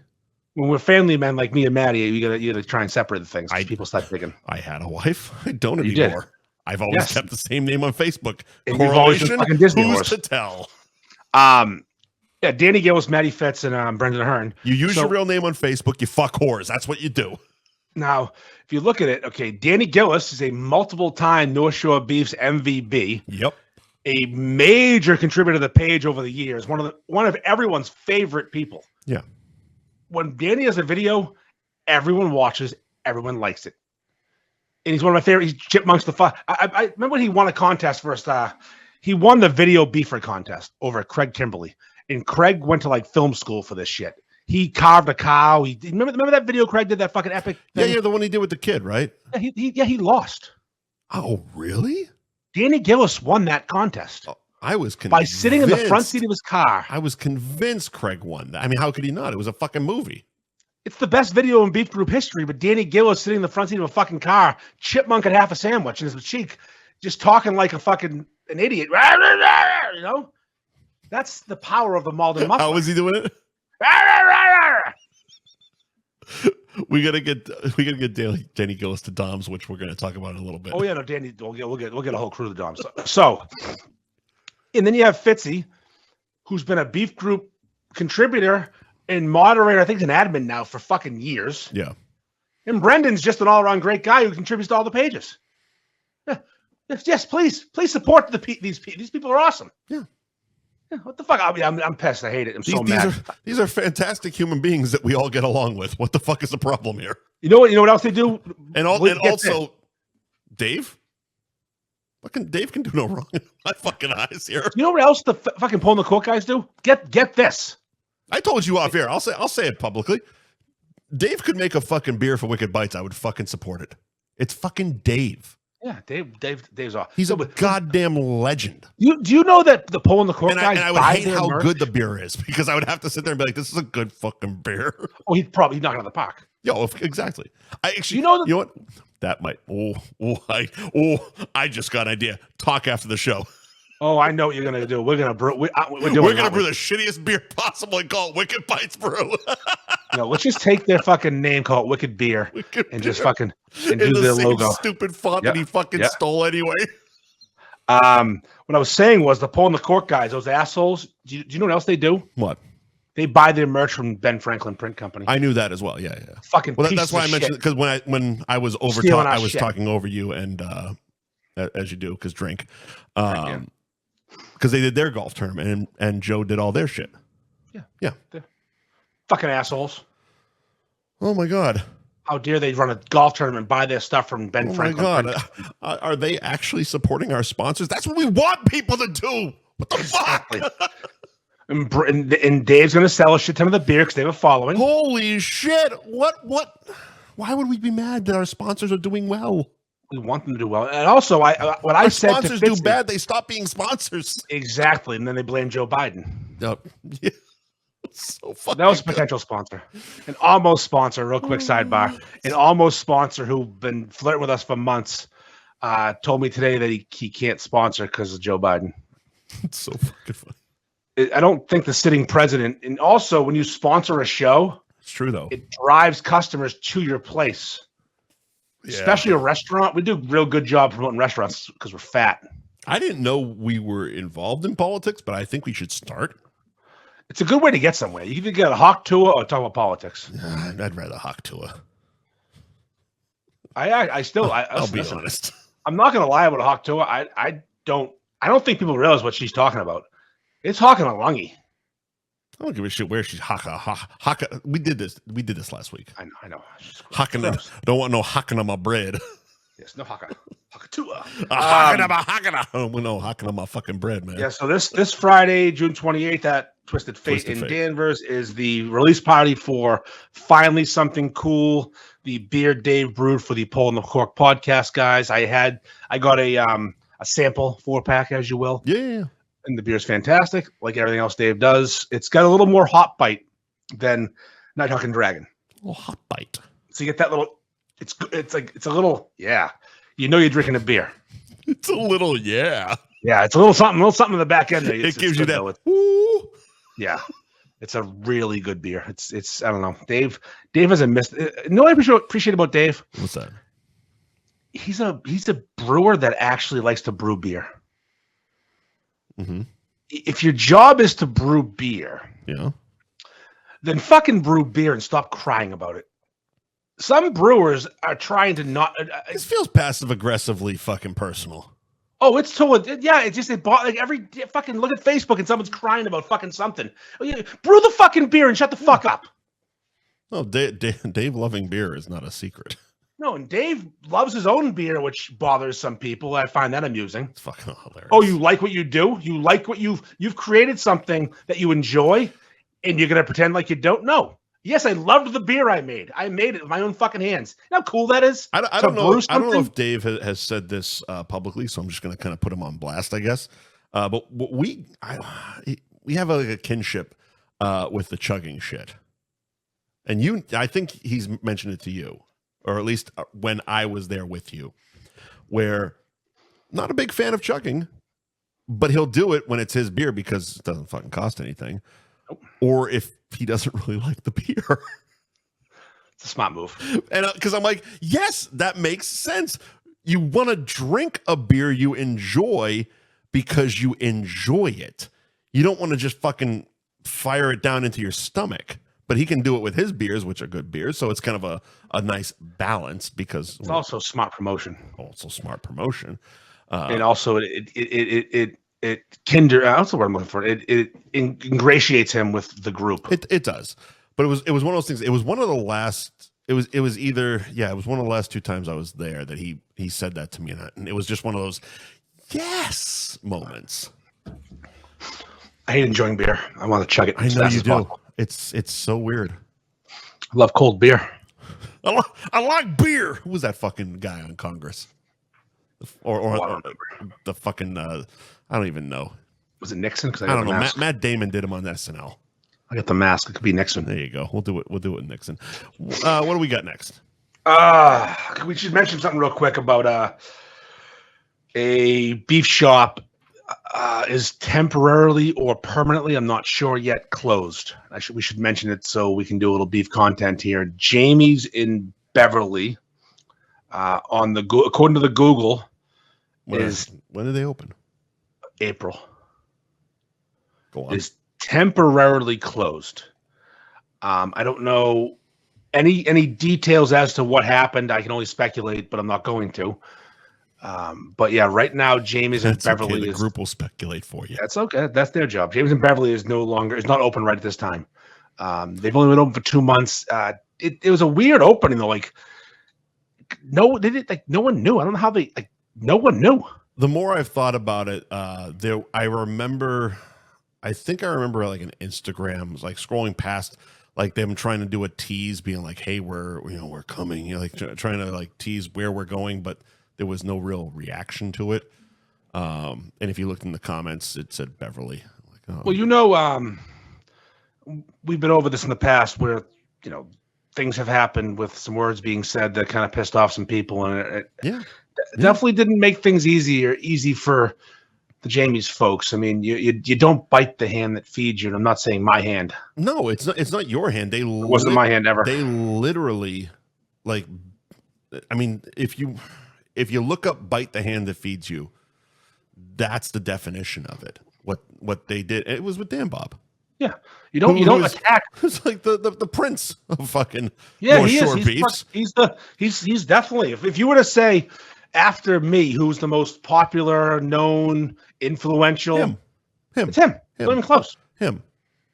He's the only beefer to almost be arrested in a beef shop that I know of. But even without him, it was the tone of the whole thing, and not to go down that rabbit hole again, because apologies have been made, but whatever. Yeah. But it was the tone. It wasn't just about him. It was the culture in general. It is what it is, but yeah, they didn't do themselves any favors with that one. Yeah, so I mean, I don't know what the future holds for that restaurant. It's taking your prime demographic and basically giving them the middle finger. It was like when they sponsored us. Yes. It's like when they sponsored us for that month, and when they came back and we were too vulgar. I'm like, well, why'd you sponsor? Yeah, well, I'm sorry, we say cunt. I'll say it again. Sorry, we're funny. Sorry. We say cunt. Sorry. So yeah, Jamie's in Beverly is temporarily closed.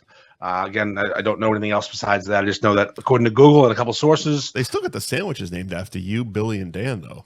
Yeah, that was that's interesting. We're not going to go down that rabbit hole. Not today, anyway. Definitely had a preference on those. Yeah, but they're still getting reviewed. Yep, they are, but they're not well though. So that's no, they're not going to get reviewed well. No. Anyway. Yeah, don't do that. Yeah. Anyways. All right. Anyways, where do you want to go? Do you want to talk about your anyways is a drinking thing. Your dress code?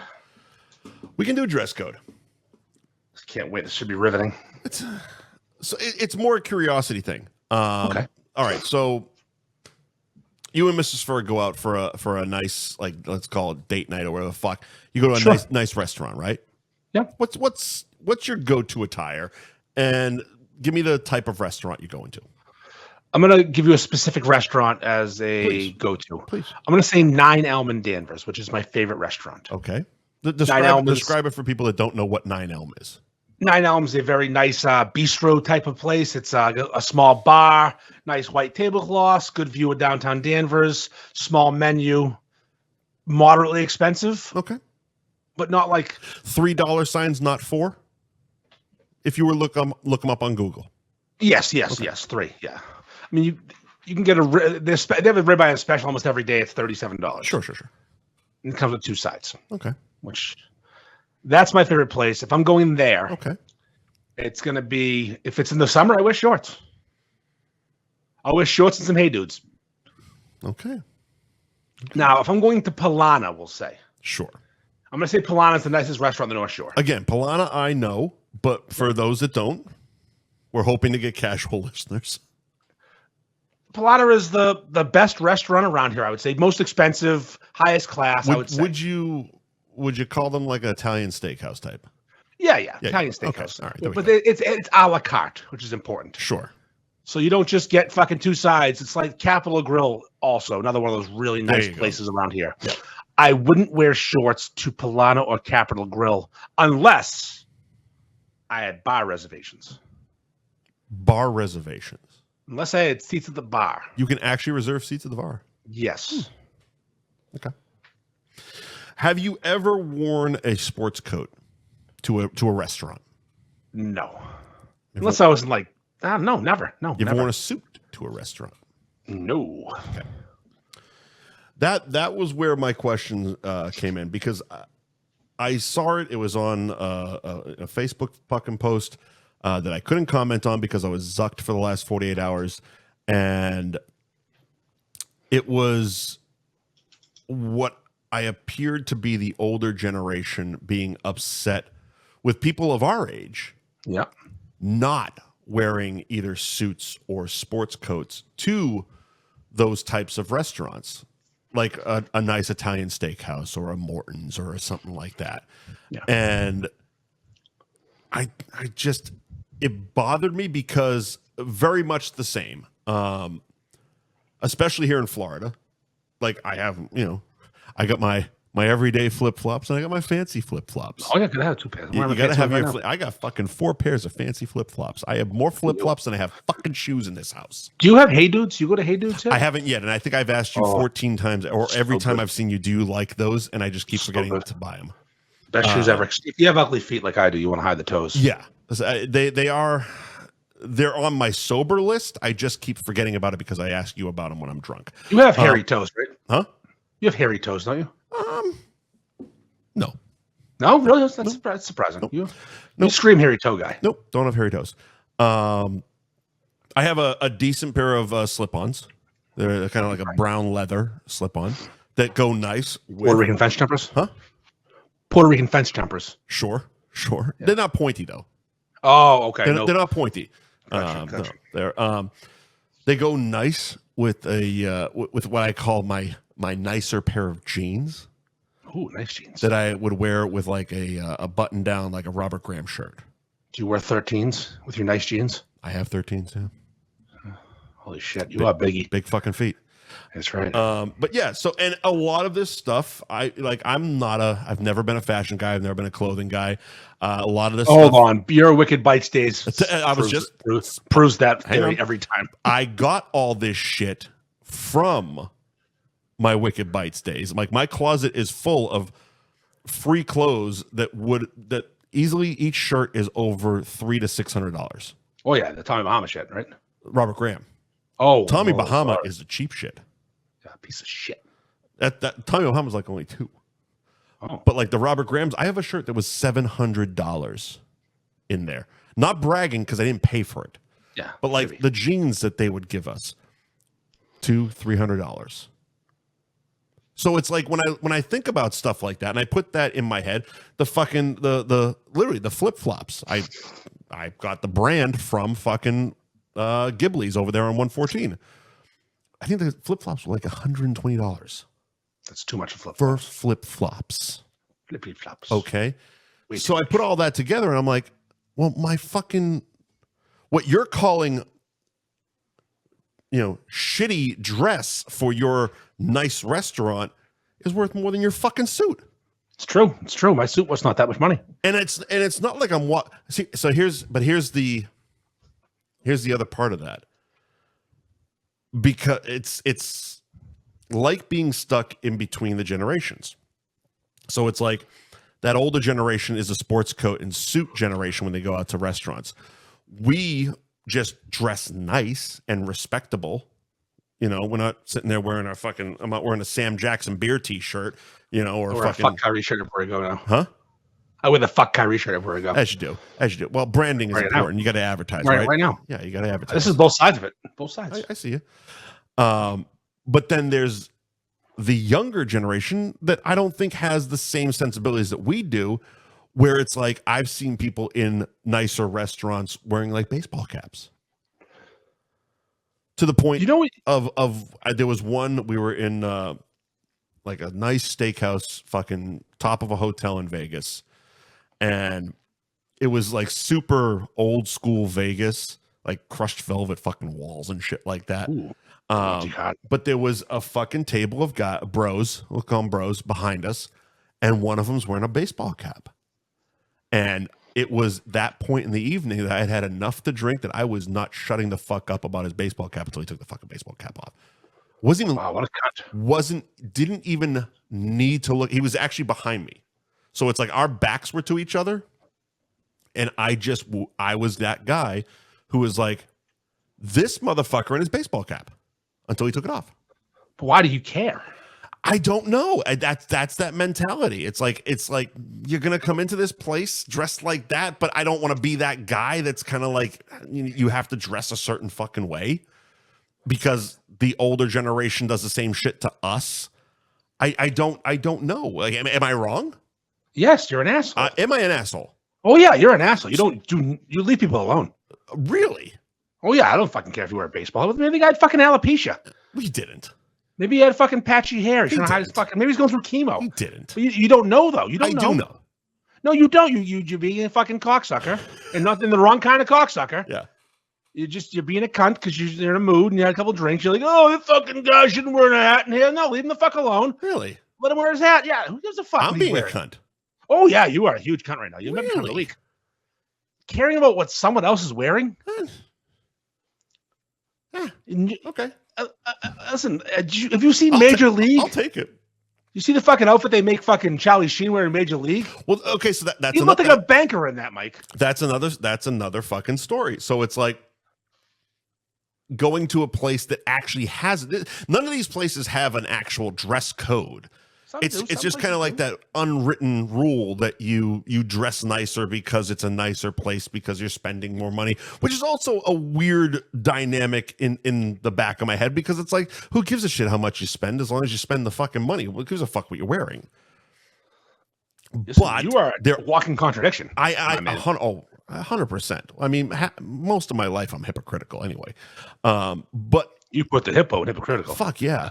But there are places that will do a dress code and do have the big oversized stupid fucking blazers. I know a buddy of mine's bachelor party. I was not at it, but a friend of mine was there wearing a baseball cap because he's one of those everyday baseball cap kind of guys. And they tried to go to a club in Boston, the place to take your hat off, and he refused, and it ended in a fight with cops. Because they stood their ground. They had conviction. Huh? See, I would never. I would just turn around and leave. Because it has. Oh, they were already like half of the group were already in and stuff. Years, I would say, shit. They may have been now we're talking 25 years ago, maybe even about 25 years ago, and a bunch of us. I was 8 to 12 of us. We're walking into a bar. I want to say it was STK, but I don't think that was in Boston at the time. And it was empty. I mean, not a fucking soul, except for the 4 people we were meeting. And everyone's walking in, and I have sneakers on, not like ratty fucking falling apart sneakers, but fucking sneakers nonetheless. It's New Balance. No, they weren't. But honestly, I am the most subtle fucking sneaker person ever. They're black on black. They look like black leather shoes. They're just sneakers because fucking why not be comfortable? Velcro? No, not retarded. I mean, maybe you work at Walmart, maybe black leather. And the guy at the door stopped me. He's like, "No, you can't come in with those." And I'm like, "What?" Buddy, fuck you. He's like, "Oh, you got your sneakers on." I go, "Really?" He goes, "Yeah, you can't come in with that." And I look to my buddy who's standing there. I go, we can't go in because I can't go in." I look at the guy and I go, "You understand that 100% of your customer base is now leaving. You can't come in." And he stood his ground. I'm like, "All right, cool." He's a cunt. And I literally because of course I'm 6'3", so he's shorter than me. Over him, I go, "We gotta go," and the rest of the people in the restaurant had to leave too because there was only 4 fucking people in the fucking restaurant. That guy's a moron and a cunt. And had I known any better, probably would have got him fired like the hot dog guy. Yeah, fire everybody. Fuck these people. Fire everybody. Sue everybody. Yeah, so you sue me, sue everybody. I'll bring my shoes and my glasses. I'll bring my sneakers and my glasses. So I have them. But yeah, that's my riveting fucking dress these code. These people who care about what other people are wearing are cunts, and that's okay. Yeah, you're allowed to be a cunt. It's your God-given right to be a cunt. My right as an American. That's right. Take the flag back. All right, Mike. Goddamn Biden did it. Yeah, it's why we're losing sponsors. Fucking Biden. True. Do you want to do sponsors? Speaking of, before we get to the next topic. Yeah, let's do. Actually, I got to piss. So you do Anthony's. Ooh, Anthony's in Tewksbury. Anthony's into the cabaret. Oh, my 2 favorites. And I should be back by that point. A lot of beef. Anthony's in Tewksbury, located in Tewksbury, right across from Treehouse Brewing. They are the home of the Big Beef Bambino Challenge, which is an 18-inch roast beef sub, 3-way with onion rings as well.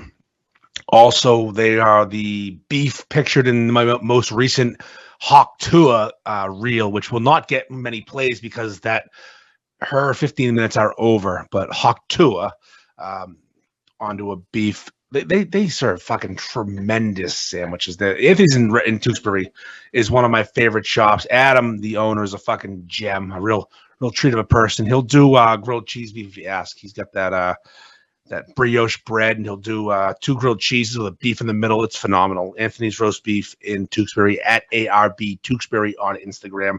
Phenomenal Instagram if you want to follow, if you like food porn.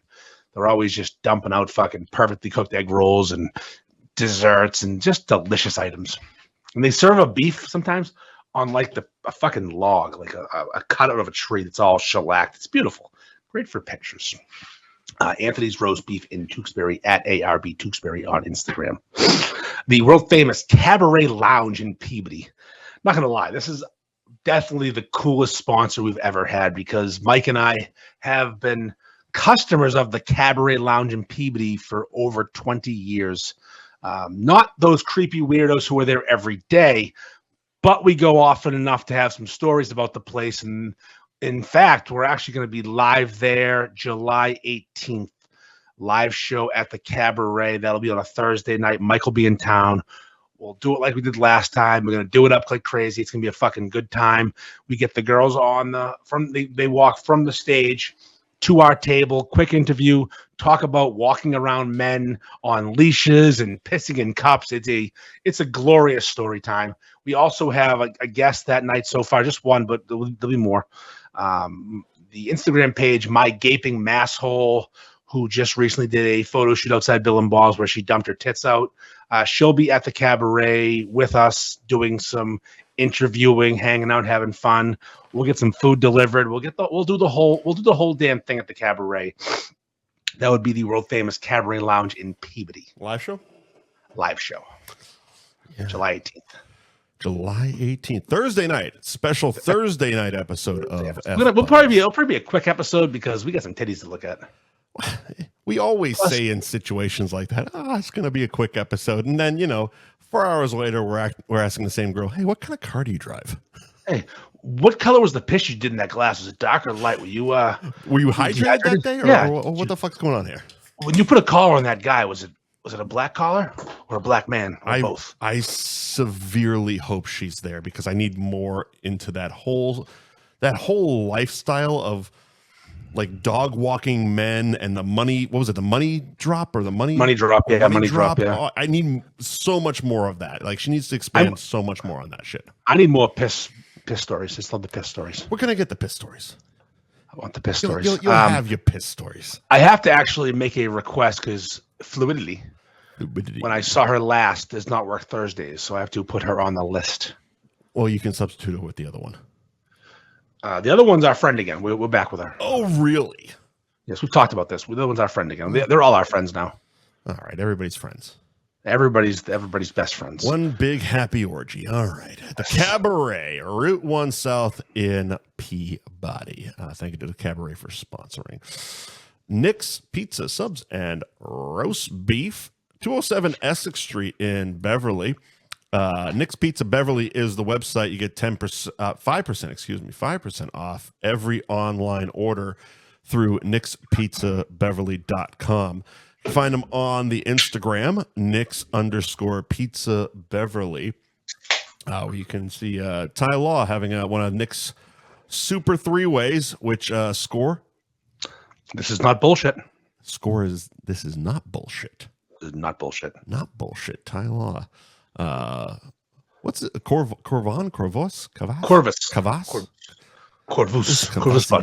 You know he wanted to call it Courvoisier. That's where it came from. That man Ty Law is a ladies' man fan. Ty Law is a branding expert. I mean, seriously. And a hell of a nice guy. Hell of a guy. Shockingly nice. Couldn't believe how nice he was. And I mean, come on. If you're going to take the opportunity to go to Tom Brady's fucking Hall of Fame induction, sit center stage. Don't think I didn't notice. Center stage. with 60,000 plus in attendance and how many watching on fucking Patriots.com, you're going to brand the fuck out of yourself. The shirt and the hat. He had the shirt, the hat, and his fucking Hall of Fame jacket. That's right. Legend Corvus. Fucking Corvus vodka. Which is a crow, I guess. I guess so. But thank you to Nick's on Essex Street in Beverly, Nick's Pizza, Subs, and Roast Beef for sponsoring this week's program. Mike's Amazing Foods.com. Yeah, that's the website. Oh. Mike's Amazing Foods.com. Thank you to Mike's for sponsoring the program, proving bullying does work. Mike's Amazing Mayo, mustard, cooking oil, vinegar. What did you say? You had coleslaw dressing? Coleslaw dressing, blue cheese dressing. Fuck yeah. If it involves oil, they got it. If slather it on there. Oil and vinegar, kid. Huge in the Northeast, massive in the Northeast is Mike's Amazing. From basically the northern tip of Virginia all the way to the Canadian border of Maine, you can find Mike's all points in between, all the way over to Cleveland and shit. And as far as south, there's some places in Atlanta and Tampa and even here in southern Florida. Mike's Hot Atlanta. Mike's Amazing Mayonnaise and Mike's Amazing Food.com. Their their Facebook is like their actual like company name, right? It's like Scheffler Foods. Scheffler. Mike Scheffler of Mike's, the Mike of Mike's Mayonnaise. Okay, fair fucks. He's Mike. I've never met the man. I have yet to. I've met other people very close to him. All right.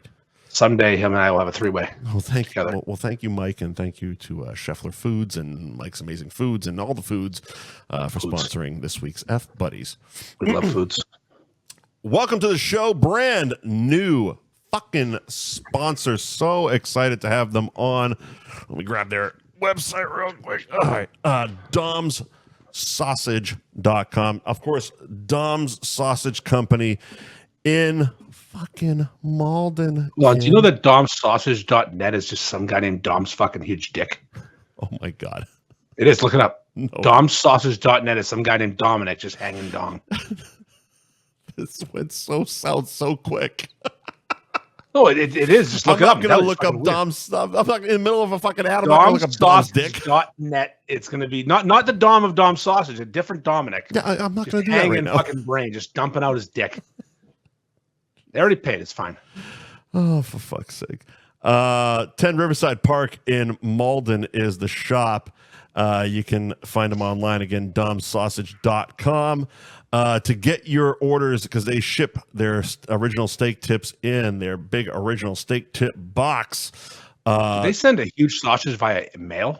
You can order Dom's fucking meats by mail.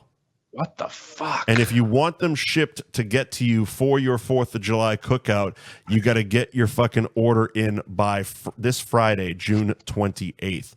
So go to domsausage.com by Friday, June 28th to get your order shipped to you by the 4th of July. Their original steak tips, fucking turkey tips, chicken breast sausages, all the good shit. And a lot of gluten-free stuff there too. Yes, they do. A lot of gluten-free stuff. I looked into it. And their Instagram is at Dom's Sausage Co. Of course, the official steak tip of the New England Patriots.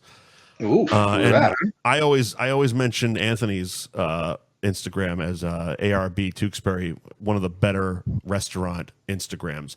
Dom's Instagram game is fucking on point. Oh yeah, he's good. He's real good. Yeah, they're fantastic. It helps when you're able to do your Instagram reels at Gillette Stadium on the field.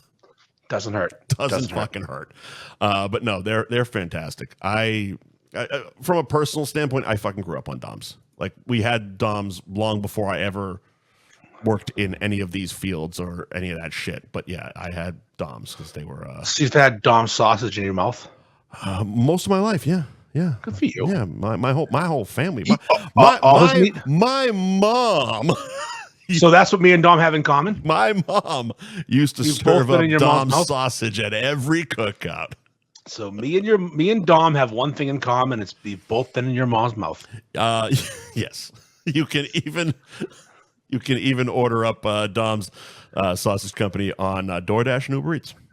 I can get a DoorDash fat sausage. Yep. Wow. Yep. You can DoorDash Dom's. Is it cooked or is it raw? How does that work? Is it DoorDash grocery or is it DoorDash like restaurant? So they're also a sandwich shop. So you can get of course. You can get like a steak tip sub sent to you, or you can get their meats as well.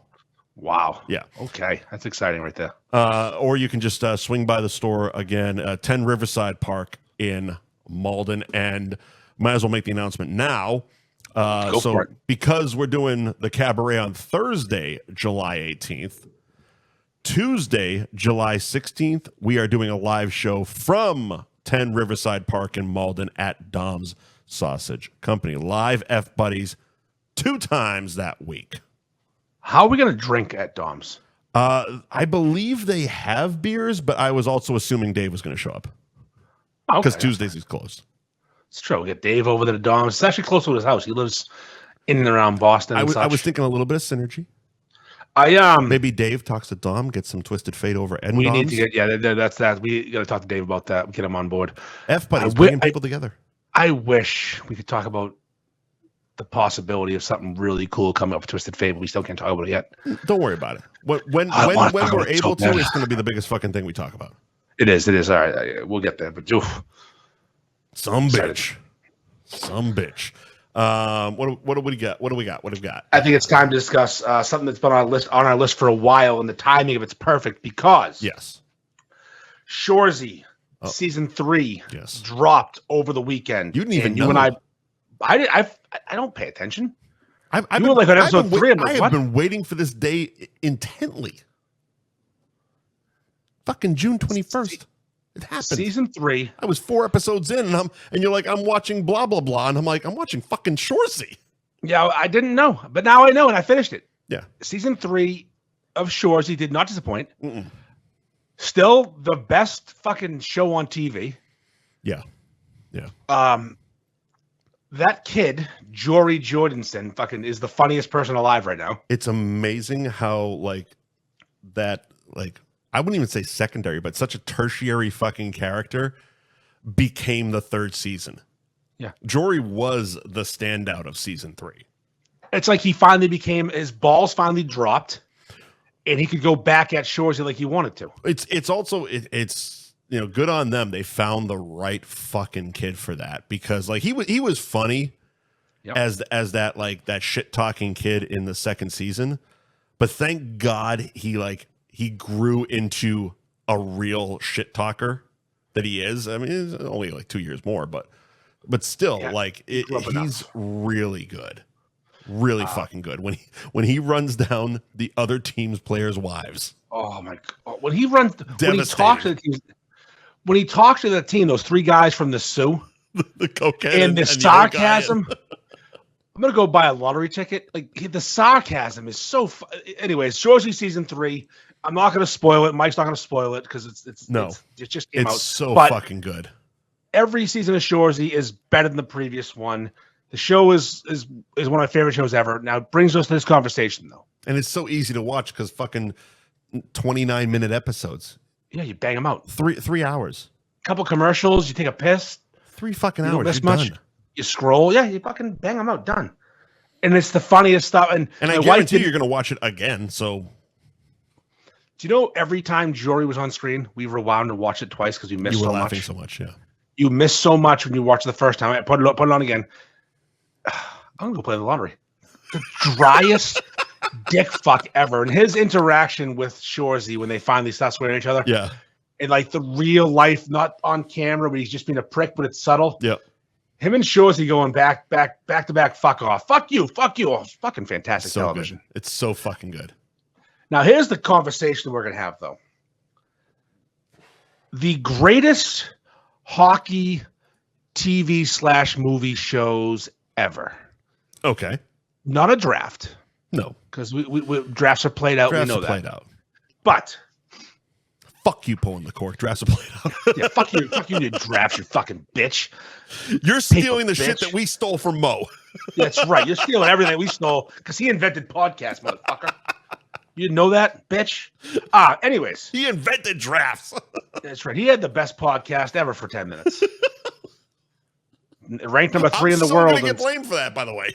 Ranked number 3 in the world, according to some magazine. Sure. It didn't exist. Fuck, what magazine? Mobeer.com, I believe it was called. Fantastic. Oh, there you go. So, I don't think there's any discussion or any competition because I think Shores is the only hockey TV show. There's been a couple, actually. But nothing like Shoresy. No. The closest to Shoresy, when I watched it, it was on Netflix. Okay. You should throw it in Google at least if it's on one of the streaming services you can find, or if it's even fucking available. Give it a watch. You will enjoy it. It's called Benders. All right. Produced by Dennis Leary. Okay. It stars Chris DiStefano. He's a comedian from New York. I know Chris. Yeah, sure. But it's really good. It's one fucking season. It's quick, short fucking comedy, but it's basic. It feels like, I don't know when it came out, but it definitely feels like the Letterkenny guys were like, oh, we can fucking do that better. Oh, okay. One of those types of things. Again, I don't know when it came out in relation to Letterkenny, but it was one of those shows that was really fucking good for one season. But it's a hockey show, very similar to Shoresy. It's an adult league hockey show. All right, but there's a lot of hockey movies. Yeah, and there's a lot of movies that involve hockey as well.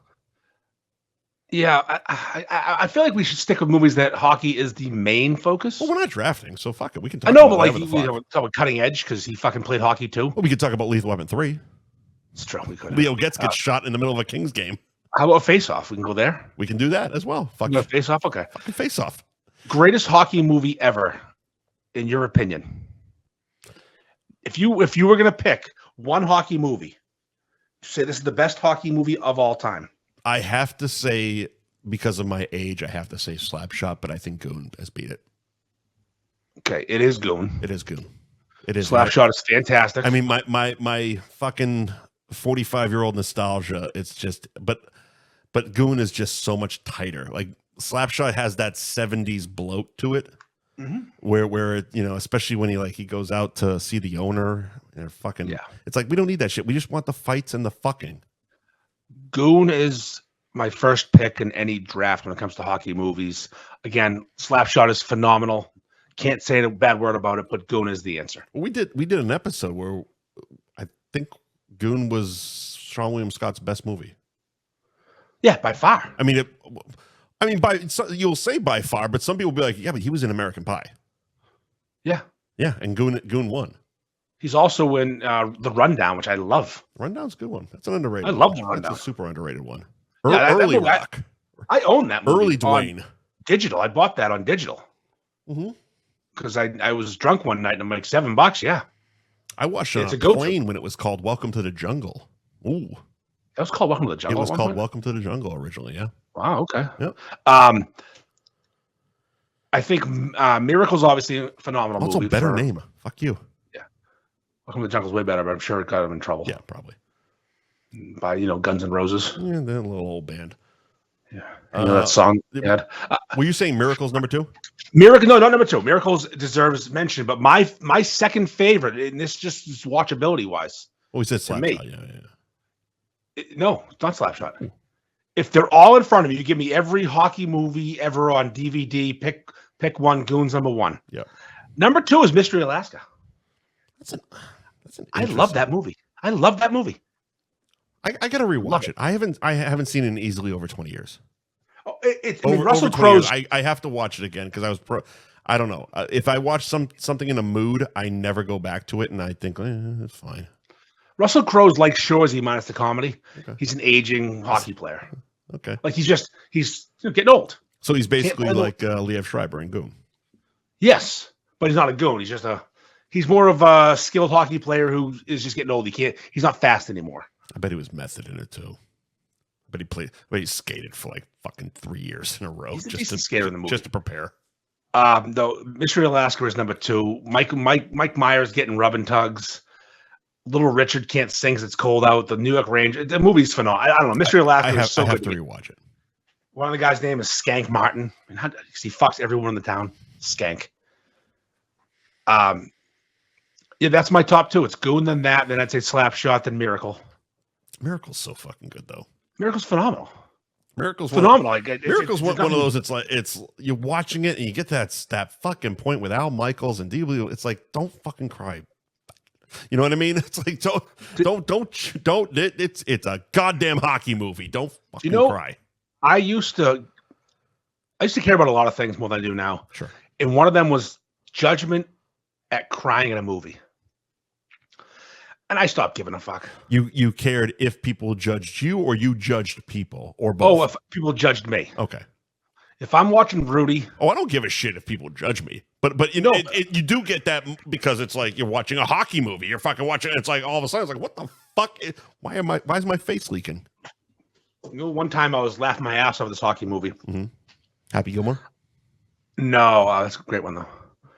What's it called? It's about all the people that die, the Jews that. I'm sorry. Oh, Tooth Fairy.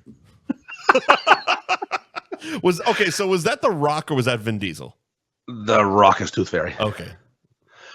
Is that a hockey movie too? That's a hockey movie. Yeah. Is it? Mighty Ducks 2. I got a weird list. Yeah.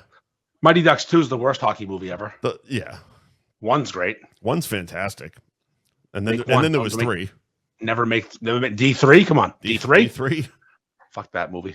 And then they did the series. They rebooted the series, and then fucking they wouldn't pay Emilio Estevez for the second season. True story. I don't understand Mighty Ducks 2 or 3. You won the championship. Leave me alone. Yeah. Sudden Death, Jean-Claude Van Damme. Oh, what a good one. Terrorist. Do you have Running Man? Do you have Running Man on your list? I don't, but that's a fantastic fucking one. Oh yeah. Sub-Zero. No, Plain Zero. They're remaking that, by the way. I forget who the fuck is in it, but it's not going to be good. What did I just watch the other day? A movie called Boy Kills World. It's was Topanga in it? No, it's the kid who plays the It Clown. Oh, Bill Skarsgård. Yeah, Skarsgård. Oh fuck yeah, that looked really good. Was it good? It looked weird as shit. Action was phenomenal. I liked it a lot. My wife did not. So you have to explain it to me because I don't know if I'm gonna watch it, or I'm sure I will, but it just be way too long. The trailer made it seem like Bill Skarsgård was a mute and H. John Benjamin was the voice of the mute. That's literally true. Okay, thank God. H. John Benjamin is his internal dialogue. Okay, because the trailer takes me out of it a little bit. He's narrating it, and it's like fucking. You got Archer or Bob from Bob's Burgers narrating this fucking thing, but he's doing it in first person, and I'm like, what the fuck? He's Bob to me. I don't watch Archer. He's Bob. Oh, he's Archer to me. No, but so Bob's Burgers is one of the most underrated fucking animated shows of all time. It's fantastic, but he's Archer to me. And if I'm drafting a Bob's Burgers cast, I'm taking Bob first. A lot of folks might take Louise or Gene, but I'm taking Bob. If you're drafting just Bob's cast? If I'm drafting Bob's cast, okay, yeah. Me and my wife have had this draft privately. Draft Bob's Burgers. She goes Linda Louise, I go Bob Gene. Linda's the mom. I know. Yeah, Louise is the daughter of the bunny. And no one drafts the older daughter. No. Tina stinks. No, Bob and the son are the standouts for it. I think they did a great job. The guy who's not Barney from The Simpsons. He's fantastic. Yeah. He's awesome too. Yeah, fucking the plumber. Not Barney. Yeah, not Barney. Mort from Next Door at the Mortuary, which is a great name for a guy who's a mortuary. The Italians across the street. Oh, geez, Jimmy Pesto. Jimmy Pesto. That should be what we call. We should start calling Stevie Jimmy Pesto. He's fucking literally him. That's fucking funny. He's fucking Jimmy Pesto. Anyways. Wayne's World Street Hockey. Oh, yep. Car. Game on. It's at the bottom of my list. I'm sure this was well deep into the beer texting, and I'm pretty sure it came from you. Mystic River. Katie was murdered by a hockey stick. She was definitely. Yeah, there's a hockey. I'm pretty sure they fucked her with it too. I hope so. One of the best baseball songs ever is Beastie Boys, Paul Revere. Yep. Because he raped that girl with a wiffle ball bat. That's also true. He did it with a wiffle ball bat. I'm on the run. Cops got my gun. And right about now, it's time to have some fun. Sonny did a hockey episode. Mac's big break was Always Sunny. where they were trying to win a trip. They were trying to win a weekend at a Jersey Shore beach house with some fucking like Waka Waka radio hosts, and the whole episode is just Charlie teaching Mac how to skate, and the whole time Mac just wants to do karate with the stick. It works. Oh, Max a zoo lover. We know that.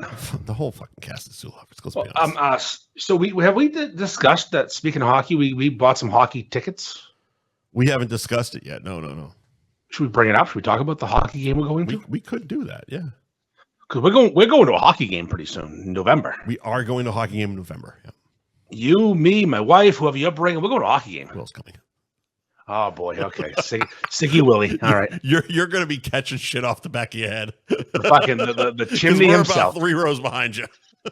So, Shoresy, the cast of Shoresy and the Bruins alumni are playing in a game at a Guinness Arena. At BU at a Guinness Arena, and we bought some tickets, and we're going to try and weasel our way into the VIP party afterwards and see Joe Dolo singing, a little rappage. Yep, a little bit of rappage, French Canadian rappage. My wife doesn't understand why I'm so excited. I'm like, I don't understand how you don't understand. She watches the show with you. Oh, she loves the show. How do you not understand this? She told me she'd try and fuck Joe Dolo. It's fucking hilarious. Like, how are you not excited about fucking the Shoresy cast play? I would have loved it if I was watching it on a web stream. Yeah, we're gonna be at the fucking game. I'm flying up for this shit. I'm buying merch. Oh fuck yeah! I'm wearing a Shore shirt. I'm buying. You're going all in. Actually, yeah. I actually want a Sioux Hunt shirt though. I love their logo with the fucking the wolf biting through the word hunt. You're gonna spend sick so logo, much money. Huh? You're gonna spend so much money. I don't care. Ticketmaster already fucked me. It's already over. I know, right? $35.50 for one ticket, so $71 for two. When you get to the checkout line, it's $122 something. What the fuck just happened? Yeah. $52 fucking dollars in fees. Ticketmaster, you're cunts. And the bitch of it was because there was the 3 or 4 VIP tiers, and when it was announced, obviously they didn't put the price on the fucking Instagram fucking shot. So we're gonna go fucking gold VIP. No, you're not. No, we're not. No, we're not. So what we're gonna do, Mike and I, because we're radio men. Look, I used to be somebody in this goddamn town. We're gonna email everybody, every fucking body, and we're getting our fucking selves a VIP fucking press pass. I don't give a rat's ass how controversial Andy is. Joe Murray, you're gonna answer our fucking call. Press passes. That's how we're getting in. Mm-hmm. We're gonna cover this. Oh event. Yeah, the only way we know how. Blindly. Honestly. No, honestly. Oh, honestly. Right. We're the only honest people in media right now. Also true. Everyone else is sucking someone's dick. Also true. I mean, listen, we suck a couple dicks. We got a brand new sponsor, and you told me to go to a porn site. Yeah. Dom, sausage.net. Dom, go take a look at this guy's dick. Yeah. Hey, Dom, how's your fucking sausage? Does he? He's an in shape fella. Probably he's an Italian. Maybe he'll show me the charou. The little jabot. Jagabo, salami. Yeah, let me show you. Let me see your prosciutto. Actually, shit. Dom doesn't do that. From what I've watched on his stuff, yeah, he speaks like a person. Oh no, they're very articulate people. Yes. Well, they're from Linfield. You know what's funny? We had education. You know what's funny about the word articulate? I'm going to go down a quick rabbit hole here. Mm-hmm. Back in the day when someone was drafted in the NFL or NBA. Jesus Christ, I know where you're going. And they didn't speak like a fucking disaster. The commentator would always, a black person, of course, would always mention how they were articulate. I'm like, Jesus, that's just an opposite way of saying something racist. That Raheem Johnson from Howard University is very articulate. It's like it's just saying he's not retarded. Yes. Because once in a while you get one with gold teeth and can't speak. And it's like, well, yeah, you don't have to tell me. I know he's fucking retarded, but I know you bought his way through college. Not he bought his way, but you bought his way. I don't need to be told that Raheem is articulate. That seems a bit fucking racist. He was the booster's favorite. I get that. Yeah. That's the opposite of racism. Like it's unracism, but it's still racist. See that shoe? It says Adidas. Articulate. But so we're gonna be covering the Shoresy Bruins alumni game in November. Press passes. We're gonna get them. Goddamn right.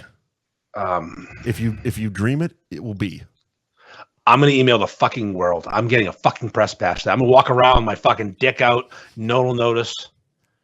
You've done it before at some beef shop in Peabody. I'm gonna interview Shoresy. What's his real name? Fucking Jared Kelso? Yeah. I'm gonna interview Jared Kelso and Joe Dolo. Do you know what? I just want to have a beer with 10-inch cock. Oh, 10-inch cock's the best. Or fucking 12-inch cunt. She don't even know my name. Fucking Goody. Here's the thing, though. You must have noticed this before. Dolo doesn't speak English very often. No. Very, very French. Okay. He speaks in French to the boys. Yeah. The boys understand him. Yeah. And they speak back to him in English. Yeah. That dynamic makes me laugh so fucking hard that there's a scene in the last episode that wasn't, pivotal to the plot, where Dolo's speaking French about Shoresy being old, and all of a sudden Big Sexy just yells tit fucker. I lost my fucking mind. I was done. I had to pause it and go out. I'm like, what just happened? Why is it so funny? Why is Big Sexy yelling tit fucker right now? Big Sexy was off the rails in one of the earlier episodes. Yeah. Like it was at one point they're like, get control of your bird guy. Big Sexy, people don't watch Shoresy, Big Sexy is the parrot that talks and he just says tit fucker. I might have to get a Big Sexy shirt for this fucking game. Oh, God, Big Sexy's so cool. Problem is you gotta buy them from fucking Canada and they never come. You'll be 6 months waiting. I think they've gotten better. The last time I ordered it, it took only about 3 or 4 weeks. Just plan ahead. Plan ahead. I mean, the last time it was like 7 weeks in, and I'm like, dude, you got to refund my money. You're not shipping this shit. I was emailing I got to a point. I think we talked about it on a podcast. I got to a point where I was emailing them almost every other day, and they're like, well, we got warehouse problems. I'm like, you're a major TV show. Get your shit together, pal. I'm better at shipping than Shoresy. Exactly. Because all the stuff's right there. So that's another in that we got to facilitate. Yeah, we can get Joe on that. Yeah. Running that fucking. We're gonna route fucking Shoresy merch through Joe. Joe is doing all the Ruby Tuesday stuff now for Mo. I was gonna say, yeah, that makes sense. Yeah, Mo's got Joe doing all the Ruby Tuesday stuff. Good. Now. I need to get. I hope at least in that first order you got 10% for mentioning F buddies. I hope so. That'd be great. The fuck, man. What's my 10%? How much fucking money we make, Joe? It's awesome. Good for him. I'm proud of him. That's the whole point of this fucking thing, right? Yeah, of course it is. Yeah, he supports us. We support him. The people buy stuff. It's great. It's fantastic. Yeah, but getting Joe and Dave to Doms might be the fucking move. Dave especially. Joe's another one. Yeah, but definitely Joe. I mean, yeah, what the fuck? Come hang out and have steak. Come hang, talk to Dom. If you put Joe near somebody, when they leave there, they just bought something. Yeah, he's good at what he does. He went to Pete's. Will. Yeah, Will's owned by somebody else. I think that's how the Sons of Anarchy thing happened. Yeah, Joe brokered the deal. Juneteenth just passed, but Joe's still selling slaves. He sold Will for like a pack of cigarettes. The guy yesterday that was 13% black, I did wish him happy Juneteenth. That's very good. I was thinking about this, and I would never do it, obviously, because it's mean, but or racist. But what happens if you walk around on Juneteenth and wish black folks happy Juneteenth? Do you get hit? I have no fucking idea. I insisted on Juneteenth off. I thought about doing it, but yeah, we know why, because Sicilian. Sicily. Sicilian. Yeah. Used to be really blonde and white, and now the Moors. The Moors. Maybe the best scene in movie history. Watch True Romance. It might be my favorite scene in movie history. That we can't even quote. No, we can't. No. You see the Moors invaded Sicily. And the Moors are... Yeah. Dennis Hopper is the gift that keeps on giving that movie. He's sitting there smoking his unfiltered Chesterfields. Yeah, it's awesome. Now, that's a Tarantino movie, but he didn't direct it. He wrote it. Tony Scott. I wish that was part of it. Tony Scott. I wish that was part of the Tarantino, because everybody puts Tarantino movies together in one list, and that's never mentioned because it's not a directed movie. But I've thought about this a lot actually, because True Romance is actually one of my favorite movies. It's an awesome movie. I'm happier that it's not, because at the time it was made, Tarantino wasn't the director we know now, because this was pre-Reservoir Dogs. It wouldn't have had the cast. The original script was not completely different, but a little different. It would have been much more teen angsty 90s road trippy type of thing, while still being a drug robbery type of thing. The Tony Scott element and also bringing in that cast made the fucking movie. If you were to include that movie in your Tarantino world, would it be the best Tarantino movie to you? Or your favorite Tarantino movie? Is it better than Pulp Fiction? That's the question.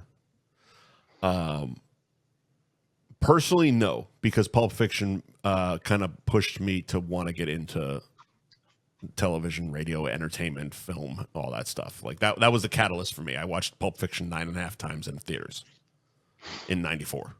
9.5. So you get a blowjob for the second half once? No, I went to see Tales from the Crypt Demon Night, and after I finished that, I went in for the second half of Pulp Fiction. Sweet. Yep. 9.5 times in the theater. Nice. But I would say it's 1A. But I would put Pulp just like a cunt hair above it. Okay.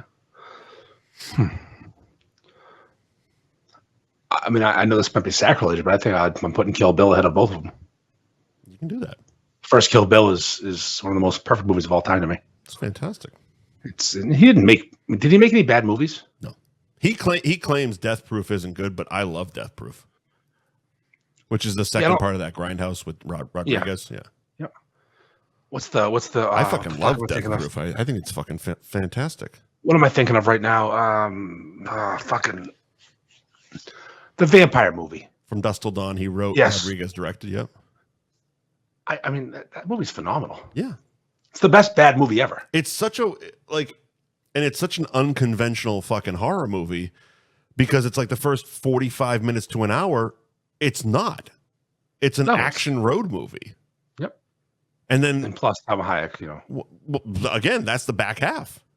It's like all of a sudden they show up at this fucking bar, and I mean they've talked about in interviews. It's like there was one page in the script where it just says all hell breaks loose, and that was 30 minutes. It's fucking awesome. Yeah, fucking fantastic. He's done a good job. He's had a pretty good career, yeah. And he's such a fucking psychopath. I love it. Oh, I mean, again, like it's so fucking nerdy, but like the guy kind of molded my adult life. Like movies you watched, the things you saw. Yeah. I literally went and got a job at a fucking video store because I heard that's what he did. I'm not even fucking with you. I'm with you. I mean, again, I didn't end up writing Reservoir Dogs and Pulp Fiction. I ended up running 4 Hollywood videos in Massachusetts. That, sweet. Yeah. So it was but it was like my start was like, well, I want to be in fucking film, because I watched Pulp Fiction, all these fucking times, and I'm like, well, how the fuck do you get into film? Well, he worked in a video store. I'm going to go in a video store and I'm going to start writing movies. And are you a movie writer? Have you tried to write movies? Yeah. Have you finished them? I finished a couple. I almost produced one. Okay. Almost. I got an idea. We'll talk. Okay. TV show. I got a few of those started as well. It's going to be It's going to be a satire of the typical sitcom. And we're going to address that real quick. Let me guess. Fat guy sits on his porch and drinks beers and eats roast beef sandwiches. We know roast beef sandwiches. No, I'm kidding. No, but yes. Yeah. Antics. Just, I feel like if you take a few people like me. Yeah. Your typical suburban fucking dad with kids and wives and, problems and drinking issues. And you take you get a handful of people like me, and you take all their stories and make one, like Mark Wahlberg in the 9/11 movie where he was everybody. Yeah, exactly. And you take everyone's good stories, you make one person. Sure. And it's basically making fun of all the dumb sitcoms, but also being funny. I mean, there's not been a real sitcom in a while. They're kind of gone. No, they're real like yeah. Married with Children, Roseanne, sure. Archie Bunker. It's time for a comeback. Sitcom comeback? No, it's called Sitcom Dad. Well, don't give it all away. Jesus. It's fine. As opposed to Family Guy? Yeah, that's different. This is not animated. This is not animated. This is people. Which you get in more trouble for some fucking reason. A lot of, I mean, this is every fucking day as this suburban cunt gives you a new story, and some of them are really funny. Yeah. Not all. You could be filtering. Mm-hmm. But a couple of them, like, listen, episode 1, the vasectomy, we're already doing it. That's where it starts. That's already kicking the opening. Just the pair of legs and the filleting. Yep, exactly. You do the vasectomy story, episode 1, you're already in business. There you go. Home run. Home run. All right. Well. What else we got? That's it. We gotta do word of the week though. Oh Jesus Christ! Yeah, we didn't do one, did we, last week? Which one should we do? Both or one? I don't have the link for the second one, so let's whiskey clit. Let's do whiskey clit because that was yours. Yes, a whiskey clit. All right. This week's word of the week presented by Discovery for prep, which was Justin Timberlake was on when he was caught drunk driving. He was on Discovery for AIDS preparation because he didn't want to get AIDS by butt fucking. So because he's now the second NSYNC member who likes it in the stink. Because I have the ads version of fucking Hulu. Yeah. Because I'm cheap. Yeah. There's an ad that's running. That's a weight loss. It's kind of like the South Park. Ozempic? Yeah. It's kind of like that. It's the same mechanism, fucking plunger needle thing. But it shoots coming. It's called Go Scovy. And it's the weirdest fucking commercial because I'm sitting there being like Discovy the AIDS drug? No, but use Go Scovy. But Go Scovy apparently is fucking weight loss. They need to like expand their makeup word list because they're starting to get way too fucking close. Go Scovy. Like, imagine, you know why they did that, right? How are you going to go to the fucking drugstore and fuck up like 2 syllables? All of a sudden you don't have AIDS, but now you're fat. Terrible. Well, I was going to get AIDS, but now I'm fat. Go Scovy. Problem solved. Nobody wants to fuck me now anyway. Yeah, exactly. I'm not getting AIDS, I'm fat. Go Scovy. Yeah, so our word of the week this week is brought to you, as of course, by Discovery, and the word is whiskey clit. Mm-hmm. Now, we've all heard of whiskey dick, mm-hmm. where you drink too much, your penis doesn't work properly. Oddly, mine is wildly specific because with whiskey, with whiskey, it actually does what whiskey dick says. With beer, it does the reverse. Oh, super hot. It's kind of like taking one of your pills. It just goes fucking forever. I don't know if I've told the story on the gallon of beer and I'll lay on the bed like a beached whale, but fuck, you can have a ball with that thing forever. Yeah, enjoy it. I was in college. We were doing a group project. We finished, ended up at a bar afterwards because we were all in our 20s. Right. Me and this girl start hanging out, start making out at the bar, as you do when you're a fucking loser. Long story short, I get back to my house with some trickery. Fuck you. I get into my house with some trickery. Yeah. She goes, is there any good pizza place around here? I go, yeah, I know a great one. I call in an order from the pizza place across my parents' house, like directly across the street, Omega Pizza in South Peabody, garbage pizza. Were you at your parents' house? We were at a bar. No, but you said you got her back. Well, I was living with my parents at the time. Yeah, okay. All right. They were out of town for the winter. So you called the place across the street knowing it was dog shit pizza. Well, yeah, but it was near my house. She goes, "Where should we eat it?" I go, "Well, I happen to live across the street." So that worked. So we go in the house, and this young lady, this gem of a woman. Yeah. So she says to me, "Should we eat the pizza first or go upstairs and fuck?" Mike, that is not a lie. That is a quote. And I went, "I don't mind cold pizza." Nice fucking response. So listen, I'm killing it. Right? We're going upstairs. We're gonna fuck. But here's the problem. I'd been drinking all day. Yeah. Hours and hours and hours. And I didn't have the blue performance enhancing drug. Sure. This is 20-something years ago. This is pre-wife. This is during college. Nope. Didn't work. Zero function. Oh, bummer, dude. Marshmallow in a keyhole, just batting away. Bat. Terrible. I was gonna say it was kind of like the Chappelle Show skit, the great moments in hookup history. Yeah. Where he goes up to the girl and her fat friend tries to cock block, and he's like, well, we can go back to my place. And he's talking to the girl. And she's like, oh, I don't know. He's like, I got weed. And she's all in. And the fat friend's like, you said we weren't going to go home. He goes, and pizza. And then we go. And he fucked her friend on top of the fat friend while the fat friend ate pizza. There's a joke in a movie I just watched over the weekend. That Dazed and Confused sequel, anti-sequel, what it was called. A spiritual sequel. Yeah. And one of the jokes in the movie was having a waterbed's like fucking a girl on top of her fat friend. That's very accurate. It was actually pretty good. I like this. They had a waterbed issue. So we go back to the house. I don't perform well.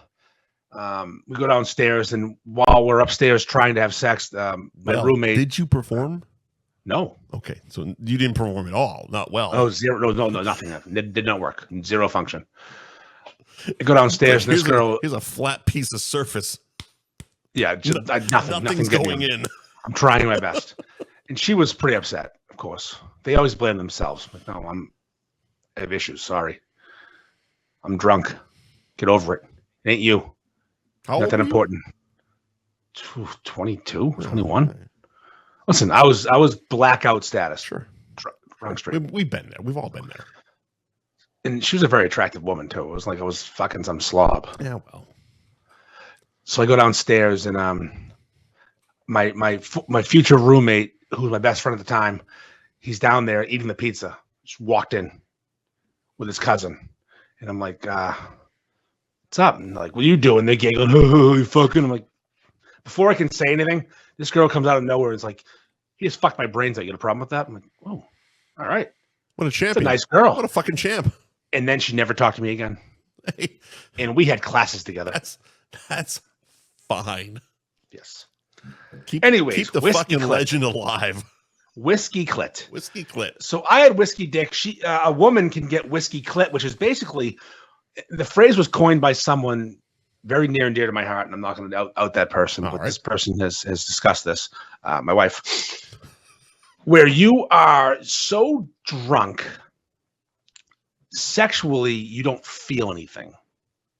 So it all works. You can have sex, but there's nothing going to happen because you don't have the sensation in your lower half to have an orgasm.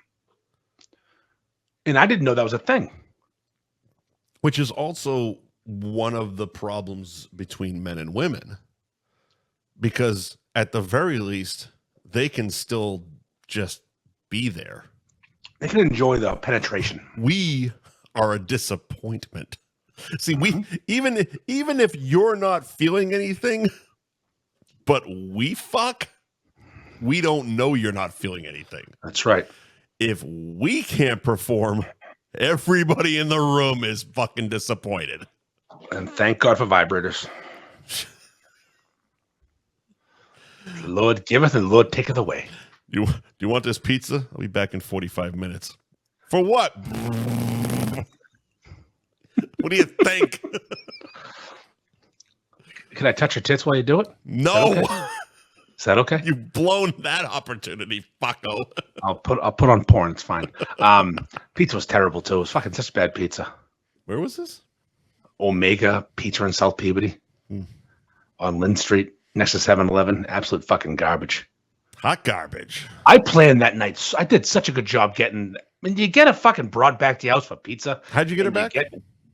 Pizza. Were you working or was like because you worked at bars? Yeah, no, this was actually the bar I worked at. We went to that bar I worked at first. Were you just there or were you actually working? No, I was just there. We had a class together, and it was the class ended and big project, blah blah blah. And we ended up in the bar drinking and back to my place when I shoved a marshmallow in a keyhole. Wasted all your good moves on no dick fucking night. I tried, and it was there for the taking. Just there it is. Nubile, young pussy. Before we wrap it up, A man. Men, you sent me this. I didn't even remember it until I was scrolling back tonight. Men that can cross their legs. Thoughts? I don't understand how you can cross your legs as a man. I don't. I'll never get it. Like, unless you have the most narrow thighs in the world or no balls, how do you cross your legs? When you say cross your legs, no, I'm talking full cross, not like the man cross. Like not like putting your ankle where your knee is. You mean like knee to knee? Lady cross, hiding wearing a skirt, lady cross. I'll never get it. How do you do that? I mean, I have some thick, meaty thighs, and I have big Irish guy balls. So I'm a bad person to talk about this. Yeah, no. But like, how do you cross your fucking legs and like not crush everything? I do see people do it a lot in like interviews and stuff like that. It's super. Every time I see it, it's weird. They must have tiny legs. It's like it doesn't make sense. Because like even right now, I'm sitting in this chair and my legs are just completely going. If I look at my balls funny, I have a stomachache for an hour. We're crossing them, just crushing them. Just it's okay. Yeah, even if you're trying to be polite and cross your legs, there's like a fuckload of adjusting that has to happen, which now makes it weird and awkward because you're just playing with your dick. Even if you have how do you put my legs together hurts? Yeah. How do you fucking do it? I don't get it. It doesn't make any sense to me. I don't understand it. You know what the cunt of the week is? Who? People who cross their fucking legs. Oh, fuck you.